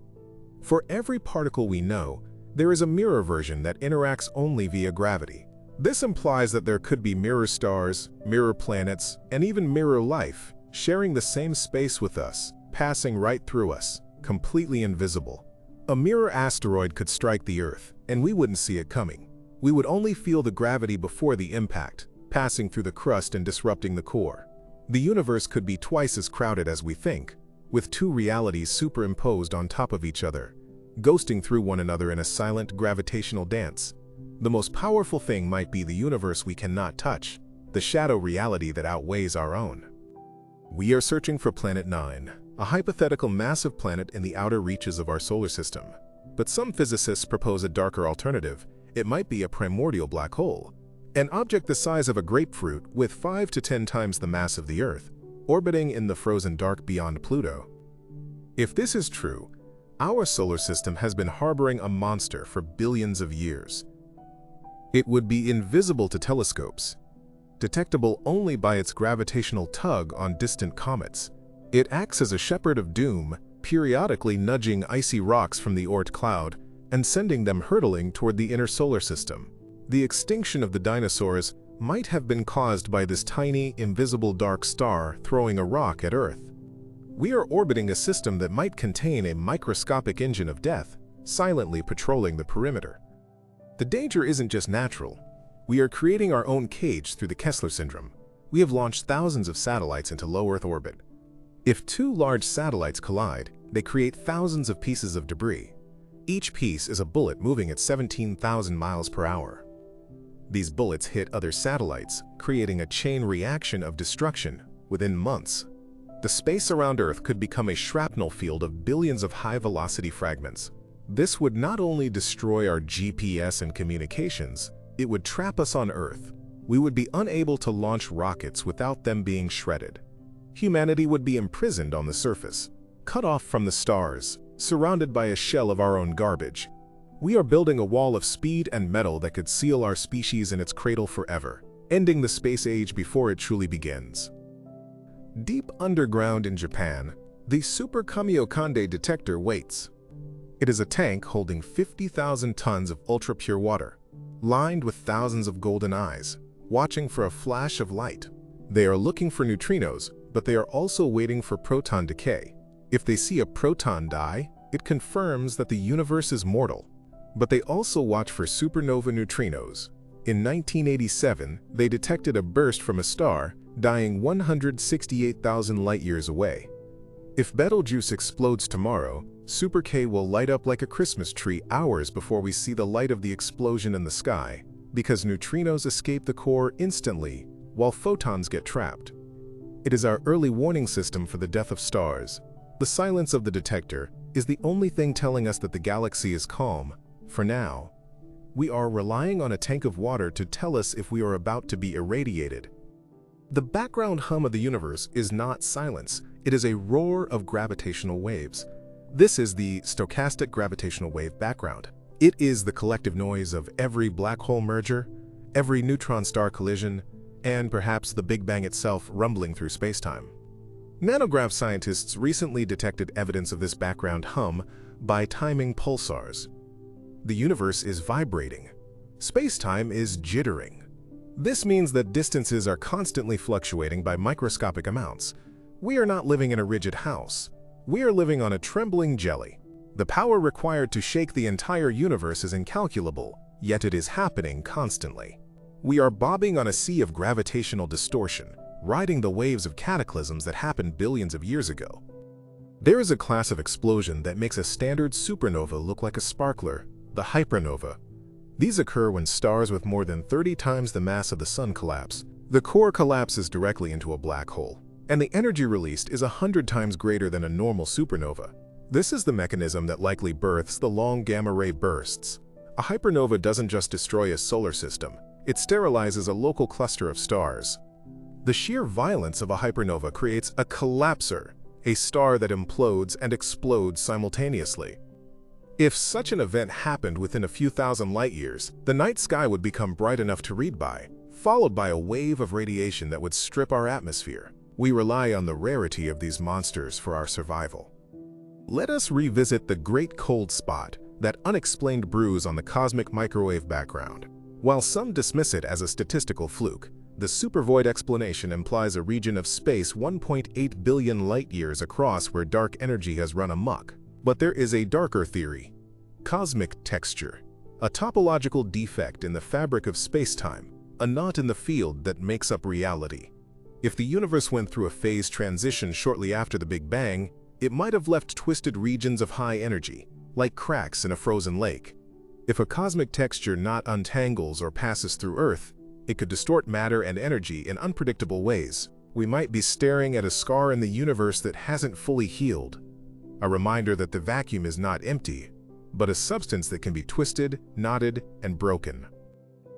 Dark matter doesn't just sit in halos, it forms the skeleton of the universe. Simulations show dark matter filaments stretching between galaxies, acting as the highway for gas to flow. These invisible bridges are massive, guiding the construction of the visible universe. But what happens if a filament snaps or shifts? The gravitational backlash would send galaxies careening off course. We are suspended in a web of invisible silk, and we have no way of knowing if the spider is moving. We map the visible stars, ignoring the fact that 85% of the mass is essentially a ghost structure controlling our fate. The most powerful thing is the scaffolding we cannot see, the hidden architecture that dictates where galaxies live and where they die. Galaxies are not closed systems. They bleed. We have observed galactic winds driven by starbursts and active black holes, blowing millions of solar masses of gas out into the intergalactic void. This is galactic suicide. By ejecting the gas needed to form new stars, the galaxy ensures its own slow death. The Milky Way is currently losing gas. We are bleeding into the nothingness. Eventually, the tank will run dry. Star formation will cease. The lights will go out one by one. This process is unstoppable. The immense power of the central black hole is actually sterilizing its host, pushing out the lifeblood of the galaxy to ensure a quiet, dark future. In the realm of hypothetical weapons, nothing beats the relativistic kill vehicle. An advanced civilization doesn't need Death Stars with lasers, they just need a rock. A 1-kilogram object moving at 99% the speed of light carries a kinetic energy of 132 megatons of TNT. That is larger than the Tsar Bomba.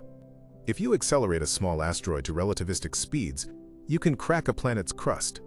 Because it moves at near light speed, it is impossible to detect until it hits. It is the ultimate stealth weapon. The silence of the galaxy might be because everyone is hiding, afraid that if they transmit a signal, a relativistic rock will appear out of the dark and vaporize their biosphere before they can blink.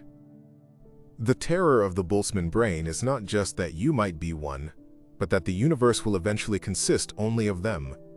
In the far future, after the heat death, the universe will approach a state of thermal equilibrium. But random quantum fluctuations will continue forever. Over infinite time, these fluctuations will spontaneously assemble atoms into brains more often than they assemble Big Bangs. This implies that the vast majority of conscious observers in the history of existence will be lonely, hallucinating minds floating in the dark eternal void, not biological beings living on planets. We are likely the rare exceptions, the ancestors of an infinite lineage of madness born from the chaos of a dead universe. If we are in a simulation, we must look for the glitches, the limits of processing power. Some physicists argue that the quantization of space and time, the fact that there is a smallest possible length in time, is an artifact of a grid, a pixelation. The speed of light is the maximum rendering speed. But what happens when the processor is overloaded? Does time slow down? Do we see lag in the form of relativistic time dilation? Or do we see render errors, like quantum superposition, where a particle exists in two places at once because the system hasn't decided where to draw it yet? The weirdness of quantum mechanics might just be the result of the universe saving memory by not calculating reality until someone looks at it.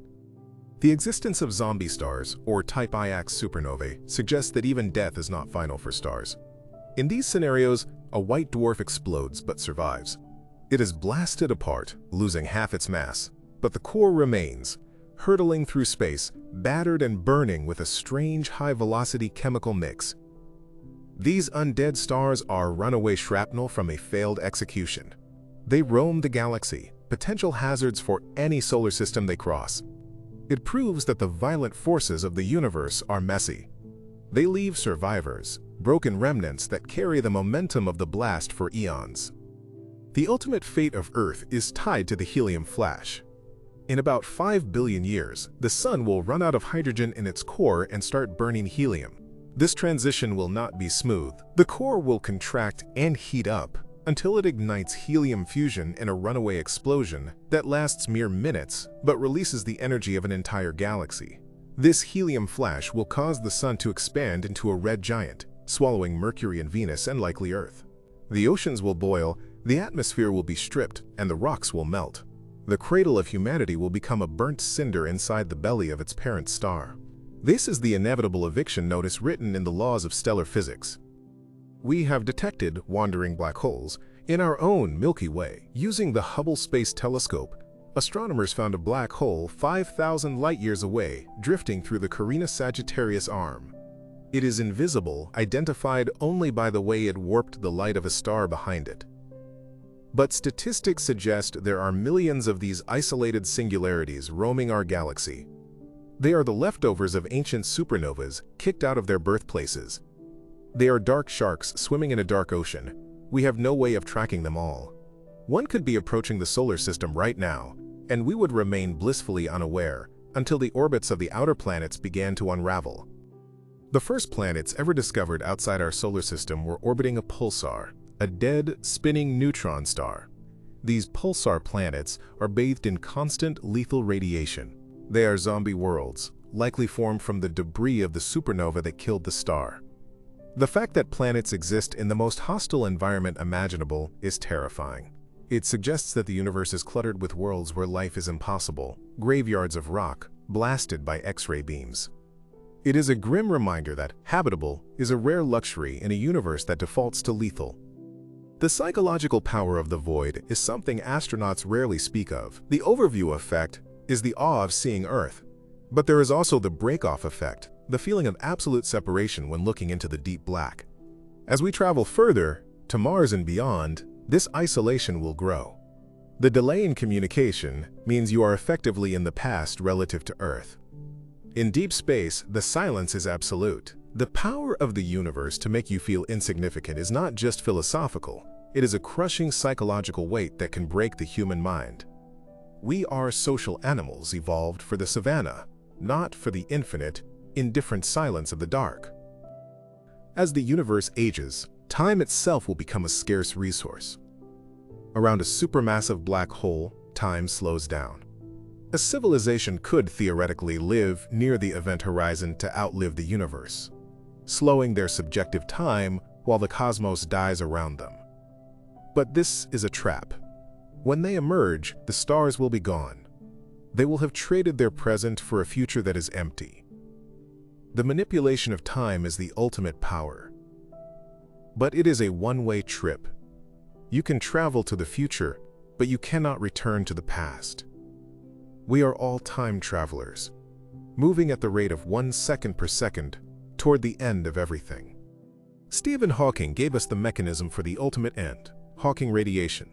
Black holes are not truly black. They glow faintly with quantum radiation. This means they lose mass. Over timescales that defy notation, 10 to the power of 100 years, even the supermassive monsters like Ton 618 will evaporate. As they get smaller, they get hotter and explode in a final burst of gamma rays. This means the final fireworks of the universe will not be stars, but dying black holes. After that, there will be nothing but a sea of cold photons expanding into the dark forever. This is the big freeze, the final victory of the void over matter. But what if dark energy tears the fabric of space before the freeze? The Big Rip scenario is driven by phantom energy, a form of dark energy that gets stronger as the universe expands. It doesn't just push galaxies apart, it expands the space inside atoms. In the final fraction of a second of the universe, the space between the quarks in your body would expand faster than light. You would be torn apart at the subatomic level. The universe would end in a singularity of expansion, where every point in space becomes infinitely distant from every other point. It is the ultimate isolation, a universe where no two particles can ever interact again. The immense pressure of a neutron star collision is the only place in the universe where alchemy becomes reality. The R process, rapid neutron capture, forces neutrons into nuclei faster than they can decay. This creates gold, platinum, and uranium. The wedding ring on your finger is likely the debris of two dead stars smashing into each other at a fraction of the speed of light. We value gold for its shine, but its true value is its origin story. It is the scar tissue of a galactic wound. We are adorning ourselves with the shrapnel of the most violent events in cosmic history. The great silence of the Fermi paradox might be explained by the sheer difficulty of space travel. The energy required to accelerate a ship to relativistic speeds is enormous. A collision with a grain of dust at 0.2 C releases the energy of a nuclear bomb. Interstellar space is not empty. It is a minefield. The power that keeps civilizations trapped in their home systems is the kinetic energy of dust. We might be alone simply because space is too big, too dangerous, and too expensive to traverse. We are prisoners of distance, shouting across a void that is too wide to bridge. Or perhaps the danger's the Berserker probe scenario. A single self-replicating von Neumann probe, programmed to destroy life, could consume the galaxy. It lands on an asteroid, mines it, builds copies of itself, and moves on. Exponential growth means it could eat the Milky Way in a few million years. The fact that we are here suggests either no one has built one, or there is a good probe out there fighting the bad ones, a silent war of machines happening in the dark between the stars. The most powerful thing might be a piece of code written a billion years ago, still running its extermination subroutine. Nanotechnology brings the threat closer to home. The gray goo scenario is the microscopic version of the Berserker probe. A nanobot that can consume biomass to replicate could turn the biosphere into dust in 72 hours. The power of the universe is not just in the big, it is in the small. The strong nuclear force that holds atoms together is the same force that, if unchecked, can be used to disassemble us. We are playing with the source code of matter, and a single error could result in a self-replicating plague that eats the world. We mention strange matter, but consider the speed of its conversion. A strangelet hitting the sun would convert the star into a strange star. The sun would dim, shrink, and blast out a final wave of radiation. The habitable zone would shift instantly. Earth would freeze. The light of the sun would be replaced by the dull, reddish glow of a strange quark surface. It is a cosmic infection that kills stars. We have no way to detect a strangelet until it hits. It is the invisible assassin of astrophysics. The false vacuum nucleation is a quantum event, but its propagation is a wave of destruction. The bubble wall has infinite energy. As it expands, it releases the potential energy of the Higgs field. It is a wall of fire that travels at the speed of light. You cannot see it coming because light cannot outrun it. If it started in the Andromeda galaxy a million years ago, it is already halfway here. We would simply cease to exist. There would be no pain, no warning, just an instant game over for the laws of physics as we know them. Gamma-ray bursts are not just random. They are focused. The energy is channeled into narrow jets. This means the calculated energy of a GRB is actually an underestimate if we assume it goes in all directions. But if we are in the beam, the isotropic equivalent energy is mind-numbing. A single GRB can outshine the rest of the universe combined for a few seconds. It is a lighthouse of doom. If the beam sweeps across a galaxy, it acts like a sterilization ray, wiping out the ozone layers of a million planets in a single pass. Hypervelocity stars are moving so fast they escape the galaxy's gravity. But where do they go? They enter the intergalactic void. They become rogue stars in the deepest sense. Without a galaxy, they drift in absolute darkness. Any planets orbiting them would see a sky with no stars, only the faint smudge of distant galaxies. It would be a lonely, terrifying existence, and eventually the star will burn out, leaving a black dwarf drifting in the eternal nothingness. It is a fate worse than destruction, absolute, eternal solitude. Magnetar starquakes act as cosmic EMPs. In 1998, SGR 1900+14 flared. It was 20,000 light-years away, yet it ionized Earth's upper atmosphere. It triggered the detectors on every satellite. If it had been closer, it would have been catastrophic. These objects are magnetic monsters. They are the strongest magnets in the universe. The magnetic field is so strong it distorts the electron orbitals of atoms into cylinders. Chemistry becomes impossible. Life becomes impossible. It is a region of space where the fundamental building blocks of matter are warped by the sheer force of magnetism. The observable universe is a sphere centered on us with a radius of 46.5 billion light-years. But this is just the light that has reached us. The actual universe is likely much larger, perhaps infinite. The power of the unobservable universe is that we can never know what is out there. There could be monsters, expanding vacuum bubbles, or Type 4 civilizations just beyond our horizon, and we will never know until they cross the line. We are trapped in a bubble of light, surrounded by an ocean of the unknown. The cosmic dipole is an anisotropy in the cosmic microwave background. It shows us moving at 370 kilometers per second relative to the universe. But when we subtract that, we still see anomalies. The axis of evil remains. The universe should be isotropic, the same in all directions, but it isn't. This suggests the universe has a structure, a preferred direction. Are we seeing the rotation of the entire cosmos? Or the influence of a magnetic field that spans the entire universe? If the universe has an axis, it implies a center, and a center implies a design or an origin point that defies our standard expansion everywhere model. Antimatter comets are a theoretical nightmare. If a comet made of antimatter fell into the solar system and hit the sun, the explosion would be unimaginable. It would trigger solar flares that could sterilize the solar system. While unlikely, we cannot rule out the existence of antimatter pockets in the universe. The universe is messy. If a chunk of primordial antimatter survived, it is a floating bomb, waiting to touch normal matter. The resulting annihilation is the most efficient energy release known to physics. The collision of the Milky Way and Andromeda will fling solar systems into the void. Simulations show that while stellar collisions are rare, gravitational ejections are common. Our solar system has a small chance of being thrown out of the galaxy entirely during the merger. We would watch our home galaxy recede into the distance, becoming a faint spiral in the dark. We would be castaways on a raft of stars, drifting into the intergalactic deep. The night sky would become empty, devoid of the Milky Way, just a few local planets, and the deep, cold black. In the far future, 10 to the power of 1,500 years from now, quantum tunneling will fuse atomic nuclei into iron. Everything will become iron. Iron stars. Cold, dead spheres of iron floating in the dark.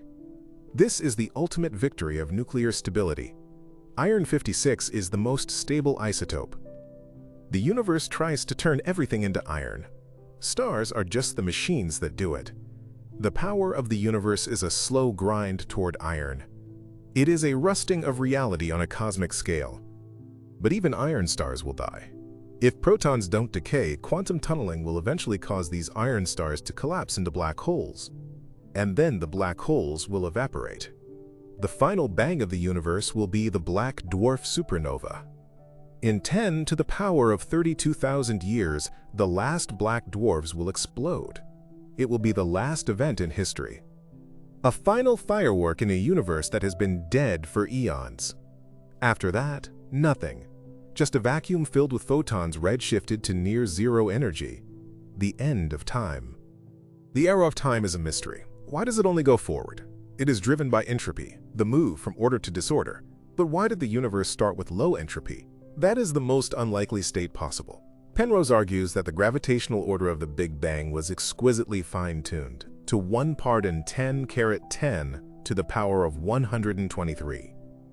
This number is so big that if you wrote a 0 on every particle in the universe, you couldn't write it down. This precision is the most powerful thing, the initial condition that allowed for time, life, and death to exist at all. Quantum entanglement suggests that information travels instantly. If we could harness this for communication, we would break the light barrier. But nature seems to forbid it via the no communication theorem. The universe protects its speed limit. Why? Perhaps to prevent causal paradoxes. If we could talk faster than light, we could talk to the past. The universe prevents time travel by enforcing the speed of light as a hard limit on information. It is a safety rail preventing us from breaking causality and destroying the consistency of reality. The observer effect implies that consciousness is tied to reality. The biocentrism theory argues that biology creates the universe, not the other way around. Space and time are tools of the mind. If this is true, the most powerful thing is your mind. When you die, the universe ends because the simulation stops rendering for you. It is the ultimate egoist view, but quantum mechanics refuses to rule it out. We might be the projectors of the movie we are watching. Loop quantum gravity suggests that black holes are not singularities, but Planck stars, objects that bounce back. A black hole is a star collapsing and then rebounding, but time dilation makes the bounce take billions of years. To us, it looks like a black hole. To the star, it is a momentary compression. This means black holes are just slow-motion explosions. The universe is full of time-dilated bombs waiting to finish their detonation. When they do, they might release the information they swallowed, restoring the history of the universe. The voids are growing. The cosmic web is stretching. As dark energy accelerates, the universe is becoming deconnected. The horizon is shrinking. We are losing contact with the rest of creation. The power here is isolation. The universe is breaking into lonely shards. We are moving from a connected cosmos to a fragmented archipelago of isolated galaxies. We are witnessing the slow disintegration of the largest structure in existence. Dark flow suggests something is pulling us from beyond the horizon. It might be a megastructure, a concentration of mass so big it tilts the universe. Or it might be the gravity of another universe leaking through. If the multiverse is real, gravity might be the only force that can cross the boundary. We are feeling the tug of a ghost universe next door. We are being dragged toward a collision with a reality we cannot see. The fragility of life is the ultimate contrast to the power of the cosmos. A single gamma-ray burst, a single asteroid, a single solar flare could wipe us out. We are slime on a rock, orbiting a nuclear explosion, drifting through a shooting gallery of black holes and supernova remnants. The fact that we are here at all is the biggest anomaly. The universe is a machine designed to kill life, yet we persist. That persistence is a power of its own. In the end, we are searching for the source of the oh my god particle, the engine of the quasar, the trigger of the vacuum decay. We are looking for God in the equations, or perhaps something darker. The most powerful thing in the universe is likely something we haven't named yet, a force that operates in the shadows of the standard model, waiting for us to get smart enough or unlucky enough to find it. We are children playing with matches in a library made of dynamite, and we are just starting to understand the fire. In 1974, humanity sent the Arecibo message, a blast of radio waves directed at the M13 star cluster, 25,000 light-years away. We announced our location, our DNA structure, and our population to the void. Retrospectively, many scientists now view this act not as a message of hope, but as a potential suicide note. If the dark forest theory is correct, and the universe is filled with hostile civilizations that eliminate competitors upon detection, then we have essentially lit a flare in a dark jungle teeming with predators. The terrifying aspect of this transmission is that it cannot be recalled. The radio waves are traveling at the speed of light, an expanding sphere of information that gets 186,000 miles larger every second. If a hostile Type 2 or Type 3 civilization intercepts this signal, they will know exactly where we are, how technologically primitive we are, and that we are confined to a single planet. The most powerful thing in this scenario is information itself. The coordinates of Earth are the most dangerous data we possess, and we broadcast them for anyone with a receiver to hear. We assumed the universe was friendly because we wanted it to be, ignoring the evolutionary rule that in every ecosystem on Earth, announcing your presence to unknown organisms usually leads to being eaten. But even if we wanted to hide, it might be too late. We have been leaking radio, television, and radar signals for over a century. This creates a techno-signature bubble that is now over 200 light-years in diameter. Any civilization within that sphere capable of building a radio telescope similar to the square-kilometer array could detect us. They would hear Hitler's speeches, the moon landing, and our reality TV shows, a cacophony of noise that identifies us as a chaotic, developing species. The scary math of the Fermi paradox suggests that if intelligent life is common, we should have been detected by now. The silence we hear in return implies one of two things. Either we are the first to arrive, or we are the last to survive. The Great Silence might be the result of a galactic sterilization mechanism that kicks in precisely when a civilization becomes loud enough to be annoying. By the time we realize that our noise has attracted attention, the relativistic kinetic kill vehicle, a simple rock accelerated to near light speed, could already be entering our solar system, trailing a wake of silence behind it. The concept of the zoo hypothesis, offers a slightly less violent but equally disturbing explanation for the silence. It suggests that the most powerful civilizations in the universe are treating Earth like a nature preserve or a petri dish. They are observing us, perhaps enforcing a prime directive of non-interference until we reach a certain technological threshold. This implies that the solar system is under quarantine. We are being watched by instruments we cannot detect, studied by intelligences that view us as we view bacteria. The UAP, unidentified aerial phenomena sightings that have plagued military sensors for decades, might not be visitors from far away, but the caretakers of the zoo checking on the exhibits. If this is true, our perceived autonomy is an illusion. We are not masters of our destiny. We are a science experiment running its course. The power here is absolute control. The ability to hide an entire galactic civilization from us while watching our every move suggests a mastery of physics and stealth that makes our nuclear weapons look like stone tools. Let us look deeper into the physical limits that constrain us. The speed of light is often called the cosmic speed limit, but it is more accurately described as the speed of causality. It dictates the maximum speed at which an effect can follow a cause. This limit creates a light cone that defines our accessible universe. Anything outside our future light cone is forever unreachable. Anything outside our past light cone could never have affected us. This geometry of space-time is a prison, no matter how much energy we harness. No matter if we build a Dyson sphere around the sun, we cannot break the causal structure of the universe. We are locked in a bubble of here and now. The expansion of the universe is dragging galaxies out of our light cone faster than we can reach them. We are losing the race against the void. Every second, a star crosses the horizon and vanishes from our potential future forever.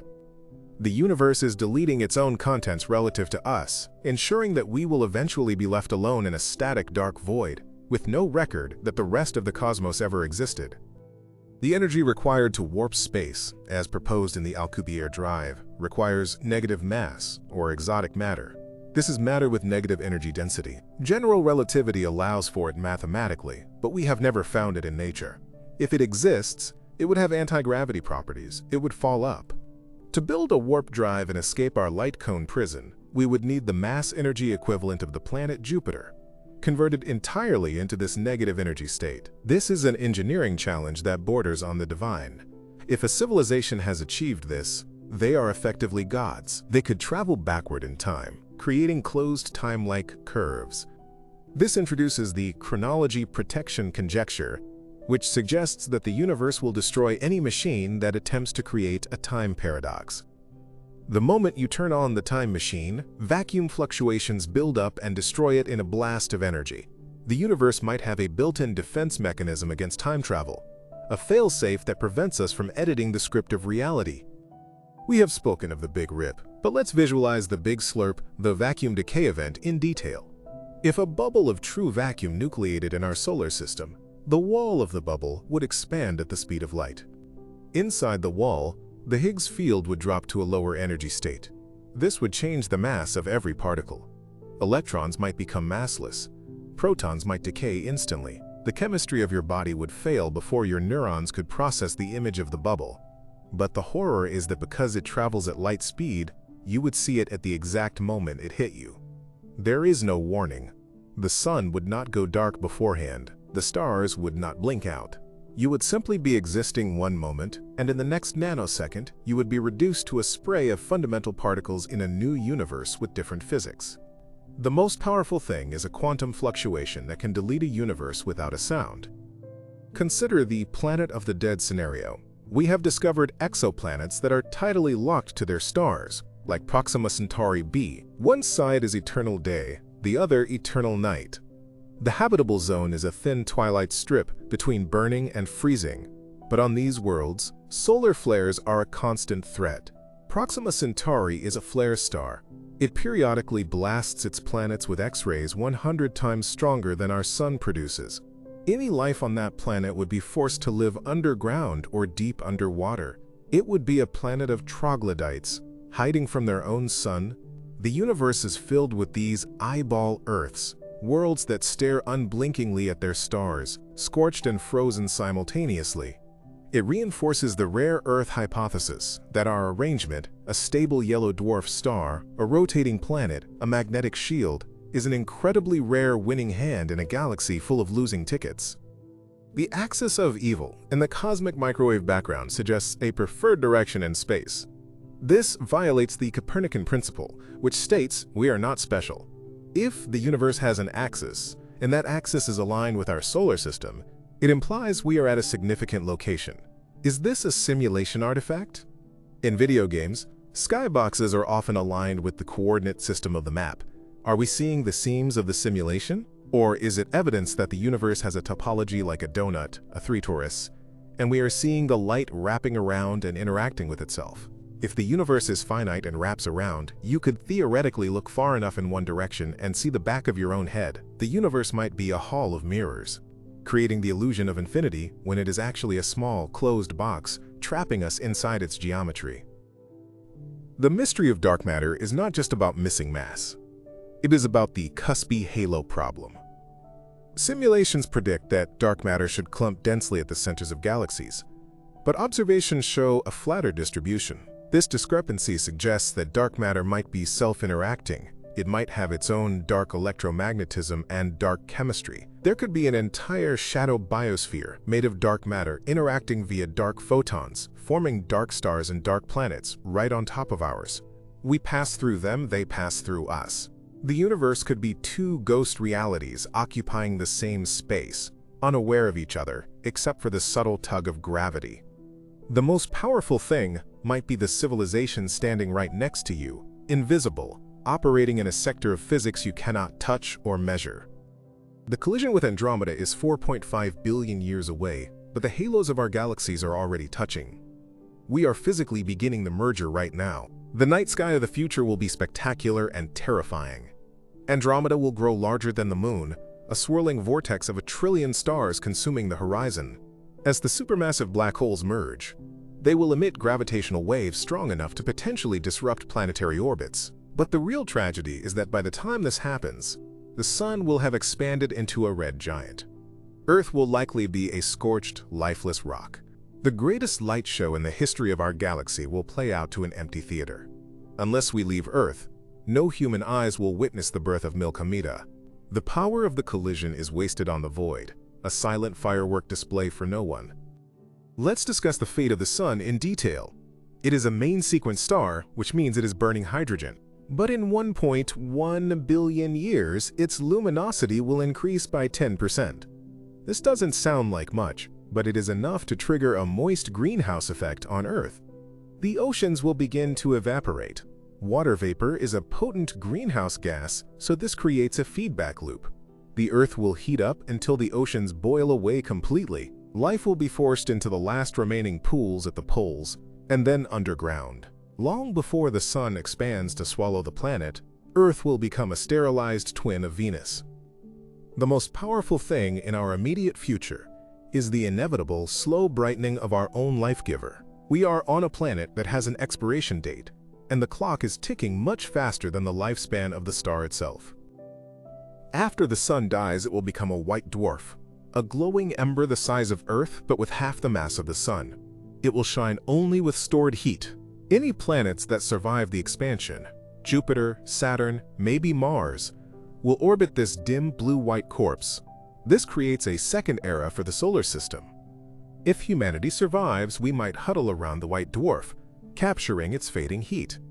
But white dwarfs cool down. Over billions of years, it will turn yellow, then red, and finally black. A black dwarf, a cold crystal of carbon floating in the dark. No light, no heat. The solar system will become a gravitational graveyard, a collection of frozen rocks orbiting a dead diamond, drifting unnoticed through a galaxy that is also slowly turning off its lights. The era of degenerate stars will define the universe for trillions of years. After the last nebulae are used up and star formation ceases, the universe will be populated by white dwarfs, neutron stars, and black holes. This is the degenerate era. The sky will be almost black to the human eye. Civilization will have to cluster around these remnants, extracting energy from their rotation or their magnetic fields. Life will become slow. Thoughts will happen over years, not milliseconds, as energy becomes scarce. It will be a universe of scavengers, picking through the bones of the glorious stellar era we live in now. We are living in the peak oil of the universe. We are burning through the easy energy of bright stars, unaware that the long, cold winter is the default state of existence.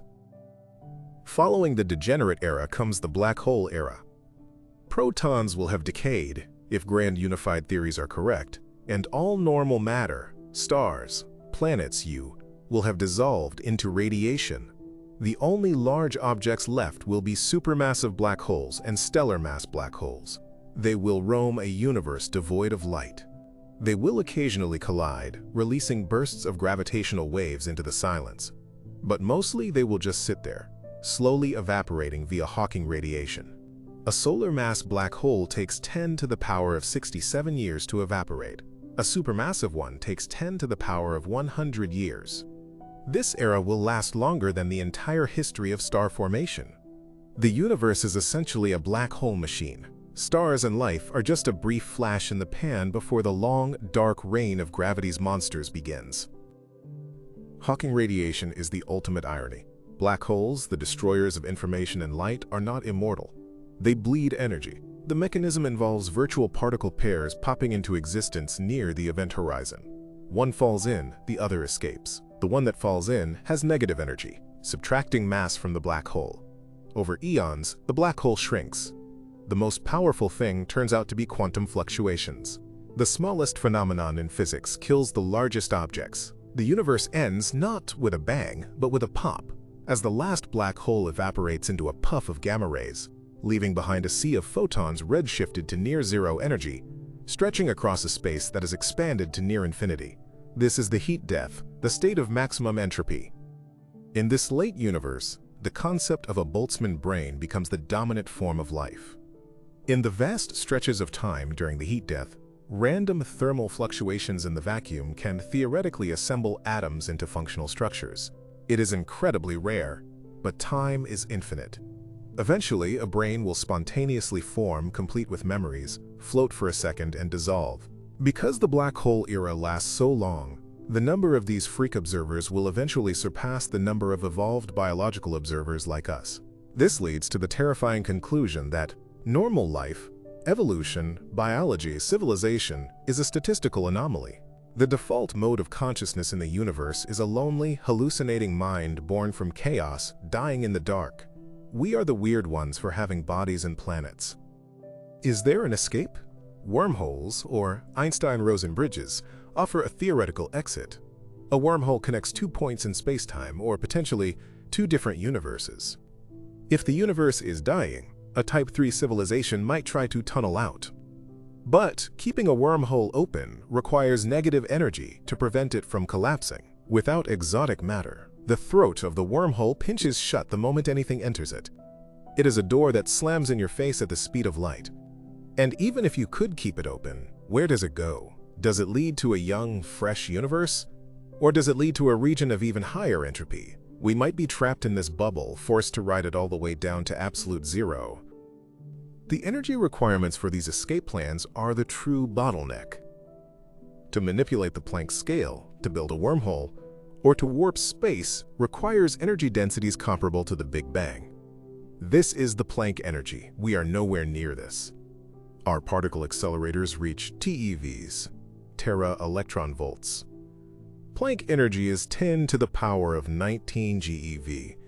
We are 15 orders of magnitude away.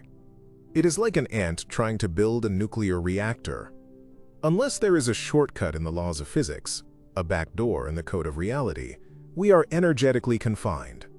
The most powerful thing in the universe is the paywall of physics. The energy cost to change the rules is set so high that no civilization can afford it. The Alcubierre drive, the warp drive, remains our best mathematical hope. By contracting space in front of a ship and expanding it behind, you can surf a wave of space-time. The ship sits in a flat bubble, feeling no acceleration. But the warp bubble effectively disconnects you from the rest of the universe. Inside the bubble, you are causally isolated. And there is a catch. When you arrive at your destination and stop, the high-energy particles that accumulated on the front of the bubble are released in a shockwave. You arrive not as an explorer, but as a weapon, obliterating the planet you wanted to visit. The very act of traveling faster than light turns the ship into a doomsday device. The universe seems to punish any attempt to cheat the speed limit with catastrophic consequences. Time travel paradoxes suggest that the universe protects its timeline. The grandfather paradox is famous, but the bootstrap paradox is stranger. Imagine you go back in time and give Shakespeare his own plays. Who wrote them? Information with no origin. General relativity allows for closed time-like curves, CTCs, paths that loop back in time. But quantum mechanics suggests that vacuum fluctuations would build up on the horizon of a time machine, creating a feedback loop of energy that destroys the machine before it can be used. This is Hawking's chronology protection conjecture. The universe effectively censors time travel. The past is a read-only memory. The power here is the rigidity of causality. You can remember the past, but you can never, ever touch it. The past hypothesis states that the universe began in a state of extremely low entropy. This is the only reason time flows forward. But why was it low entropy? A chaotic, high-entropy Big Bang is much more likely statistically. This suggests that the initial conditions of our universe were chosen with extreme precision. Penrose calculates the odds of this happening by chance as 1 in 10 caret 10 to the power of 123. This number is the most powerful number in physics. It defines the probability of our existence. It implies that our universe is not a random fluctuation, but a highly specific, special state. Whether this implies a multiverse or a creator, it means we are walking a tightrope of probability that is terrifyingly thin. Penrose's conformal cyclic cosmology, CCC, argues that the end is the beginning. In the far future, when mass dissolves into radiation, the universe loses its sense of scale. A universe full of photons looks mathematically identical to the Big Bang. The cold, expanded death of one eon becomes the hot, dense birth of the next.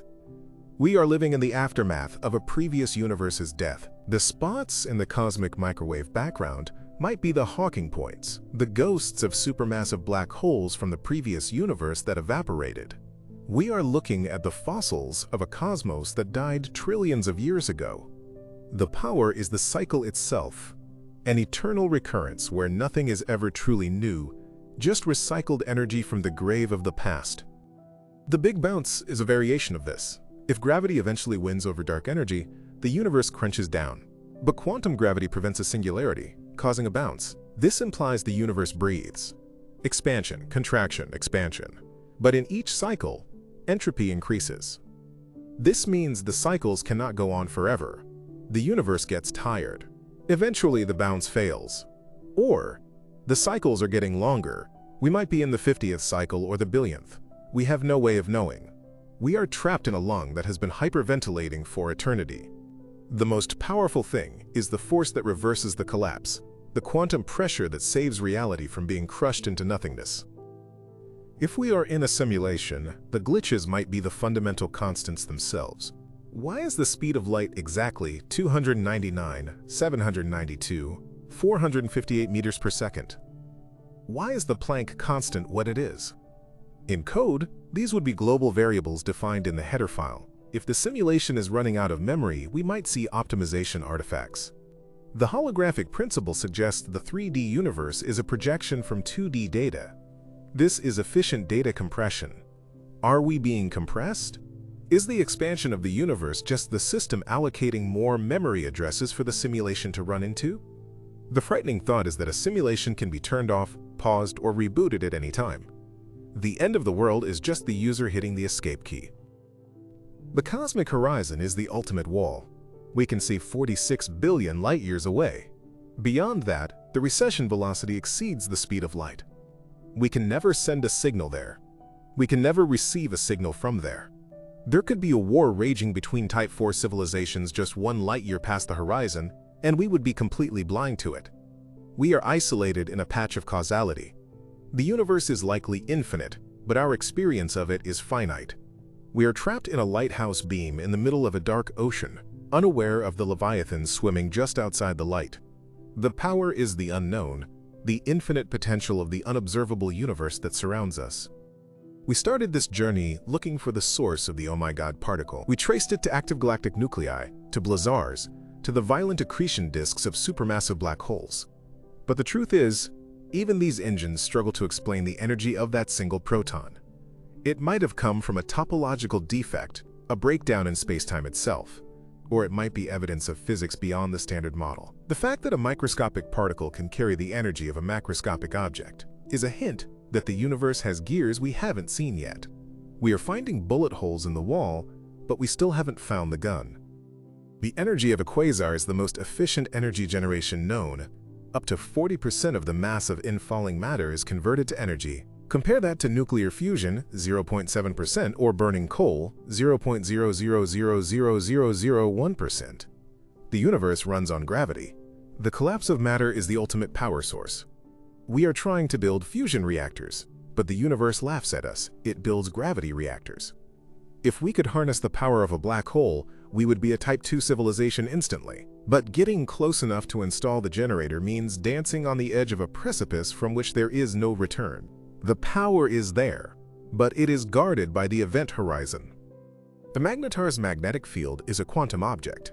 At 10 to the power of 15 Gauss, the vacuum becomes birefringent. Light splits in two. The vacuum acts like a prism. This is vacuum polarization. The magnetar is so strong it changes the refractive index of empty space. It distorts the medium of reality itself. If we could generate fields this strong, we could manipulate the vacuum. We could potentially extract zero-point energy. But the cost is that any matter near the field is destroyed. The magnetar is a power plant that melts its own operators. It is a glimpse of the energy levels required to hack the universe. The strange matter hypothesis remains one of the most chilling concepts because it represents a lower energy state than normal matter. The universe naturally seeks the lowest energy state. If strange matter is the true ground state, then our matter, protons and neutrons, is metastable. We are balancing on a ledge. A single nucleation event of strange matter triggers the fall. It is a phase transition of substance. It turns the complex chemistry of life into a simple, dead crystal lattice of quarks. It is the Midas touch, but instead of gold, everything turns to strange. The universe might be waiting to settle into this final boring form. The trigger for vacuum decay is energy. If we build a particle accelerator powerful enough, larger than the LHC, perhaps the size of the solar system, we might concentrate enough energy in a small point to puncture the false vacuum. We could accidentally commit cosmic suicide in the name of science. We are poking the fabric of reality to see what it's made of, not realizing that the fabric is under tension. If we tear it, the tear spreads. The most powerful thing might be our own curiosity driving us to build the machine that ends the universe. The Higgs field gives mass to everything. Without it, electrons would fly at light speed. Atoms wouldn't form. We owe our solidity to this field. But measurements of the Higgs boson mass suggest it is critical, right on the edge of stability. It is suspiciously close to the precipice. Why? Is it a coincidence? Or is there a reason the universe lives on the edge? Some theories suggest that stable universes don't support complexity. Only universes on the brink of collapse are dynamic enough to create life. We are alive because we are in danger. The fragility is a feature, not a bug. The speed of the vacuum decay bubble is light speed. This is crucial. It means the disaster is causally disconnected from the warning. You cannot be warned. This creates a philosophical horror. You can never know if you are safe. The bubble could be 1 meter away, and you wouldn't know until you were gone. It destroys the concept of risk management. There is no preparation. There is only existence, and then non-existence. It forces us to live in the eternal present, because the future is physically unguaranteed in a way that goes beyond mortality. The universe offers no insurance policy. The inevitability of entropy is the crushing weight on all our dreams. We can build empires, colonize galaxies, and tame black holes, but we cannot stop the second law. Disorder always increases. Every structure we build will crumble. Every memory we store will degrade. The power of entropy is that it is a one-way street. Time cannot be reversed. The universe is winding down. We are fighting a war against the arrow of time, and we are losing every single second. The ultimate fate is silence. A uniform bath of cold radiation where nothing ever happens again. But in the face of this nihilism, there is awe. We are the universe becoming aware of itself. For 13.8 billion years, the cosmos was blind. Now, through us, it sees the black holes, it measures the expansion, it fears the end. We are the sensory organs of the galaxy. Our fear of the most powerful thing is actually the universe fearing its own power. We are the thinking part of the explosion. The fact that we can comprehend the vacuum decay, the quasar, and the heat death is the true miracle. We are small, but we are the only things that know we are small. The rare Earth hypothesis suggests that we are alone not because we are first, but because the universe is a meat grinder. Microbial life might be common, but complex. Technological life requires a chain of coincidences: a large moon to stabilize the axis, a Jupiter to deflect comets, a magnetic field, plate tectonics, a stable star. That rarely happens. We are the survivors of a billion-year obstacle course. This makes us precious. If we destroy ourselves, the universe might not get another chance to think. We are holding the torch of consciousness in a hurricane. Our location in the Milky Way is the galactic habitable zone. Too close to the center, and radiation from the core kills you. Too far out, and there aren't enough heavy metals to build planets. We are in the Goldilocks zone of the galaxy. This implies that large parts of the universe are dead zones. The power of geography dictates destiny. We are lucky real estate owners in a galaxy of slums and war zones. We are safe because we are in the suburbs, far from the riots of the galactic center and the poverty of the outer rim. The moon is the unsung hero of our survival. Without it, Earth's axis would wobble chaotically, causing climate changes that would prevent complex life from evolving. The moon was born from a collision, Theia impacting Earth. A catastrophe created our stability. The power here is trauma. The violence of the early solar system created the peace we enjoy now. We look at the moon and see a romantic object, but we should see the scar of a planetary collision that saved us from chaos. Jupiter acts as a gravitational shield, absorbing or deflecting comets that would otherwise hit Earth. But sometimes, it throws them at us. In 1770, Lexell's comet passed close to Earth, thrown by Jupiter. It missed. Jupiter is a fickle protector. It is the king of planets, dominating the solar system's mass. We exist at its mercy. If Jupiter's orbit shifted, it would eject Earth from the solar system. We are orbiting in the shadow of a giant that usually protects us, but could easily crush us. The rarity of life implies a terrifying responsibility. If we are the only ones, then the entire future of consciousness in the universe depends on us. If we die, the universe goes blind again. The power is not in the black holes or the stars. It is in our hands. We have the power to spread life to the dead stars, to wake up the universe, or to let it sleep forever. We are the stewards of meaning in a meaningless void. The weight of the cosmos is on our shoulders. We are currently type 0.7. We have not even mastered our own planet. We are fighting over resources while the sun pours free energy on our heads. We are afraid of asteroids while we build nuclear weapons.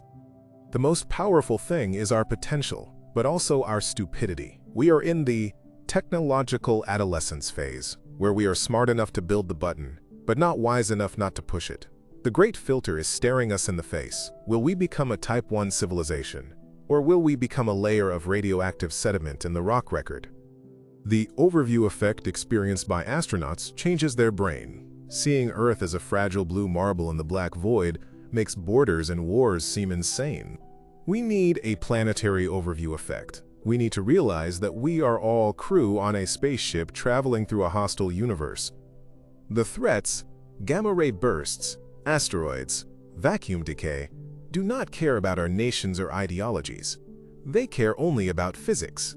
We must unite not for peace, but for survival. The universe is trying to kill us. We shouldn't help it. Survival means expansion. We cannot stay in the cradle forever. We must become a multiplanetary species. Not because it is cool, but because of redundancy. If Earth is hit, humanity survives on Mars. If the Sun dies, we survive on Alpha Centauri. We need to back up our data. The power of the universe is vast, but it is dispersed. By spreading out, We become harder to kill. We must become a distributed network of consciousness, resilient against the single points of failure that doom static civilizations. The search for truth is the search for the gears of the machine. We built the Large Hadron Collider to find the Higgs. We built LIGO to hear black holes. We built James Webb to see the dawn of time. We are curious apes poking the universe to see what happens. This curiosity is our superpower. It drives us to face the horror of the void and try to understand it. We are not content to just survive. We want to know why. The most powerful force is the drive to understand the power. Yet the mystery remains. What is dark energy? What is the great attractor? What is the oh my god particle? We have named the monsters, but we haven't tamed them. We are mapping the dragon's lair while the dragon sleeps. Every answer brings two new questions. The horizon of knowledge recedes as we approach it. We may never know the ultimate truth. We may be cognitively limited, like a dog trying to understand calculus. The universe might be too complex for our primate brains to model. The universe does not care about us. It is indifferent. It is not cruel. It is not kind. It just is. The sun does not shine for us. It shines because of gravity and fusion. The asteroid does not hit us out of malice. It hits us because of orbital mechanics. This indifference is the scariest part. We want to matter. We want the universe to notice us. But to the cosmos, we are less than dust.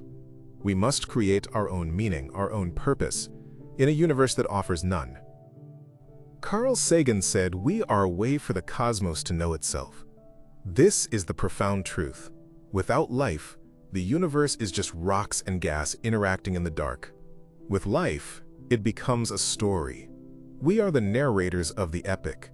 The power is the ability to observe, to measure, to feel. We turn energy into emotion, matter into memory. We are the universe waking up from a long, dreamless sleep. We are the eyes of the void. The final frontier is not space. It is endurance. Can we outlast the folly of our youth? Can we survive the technological bottleneck? Can we escape the death of our star? The universe is playing a long game. The time scales are billions of years. We think in election cycles. We need to learn to think in eons. We need to build a culture that values the deep future, that plants trees under whose shade we will never sit, that builds ships for passengers who are not yet born. Time is the fire in which we burn, but it is also the river that carries us. We are moving toward a future that is strange and dark. The era of starlight is just a brief moment in cosmic history. Most of the universe's life will be spent in the dark, around black holes. We are lucky to be here now, in the stelliferous era, the age of stars.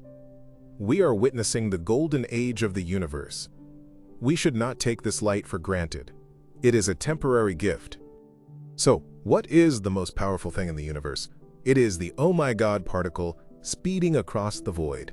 It is the magnetar cracking its crust. It is the supermassive black hole swallowing a star. It is the vacuum waiting to decay.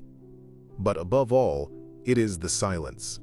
The silence of the dead galaxies, the silence of the voids, the silence of the civilizations that didn't make it. The silence is the sound of power that has finished its work. We are the noise in the silence, trying to keep the song going for just a little longer. Look at your hand. You are made of stardust.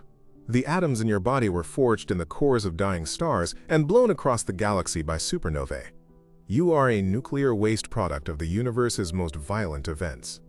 Assembled by gravity, animated by energy, and given a brief moment of consciousness to look back at the fire from which you came. You are the universe, and for a fleeting second you are the most powerful thing in it, because you are the only thing that knows you exist. Do not waste the light.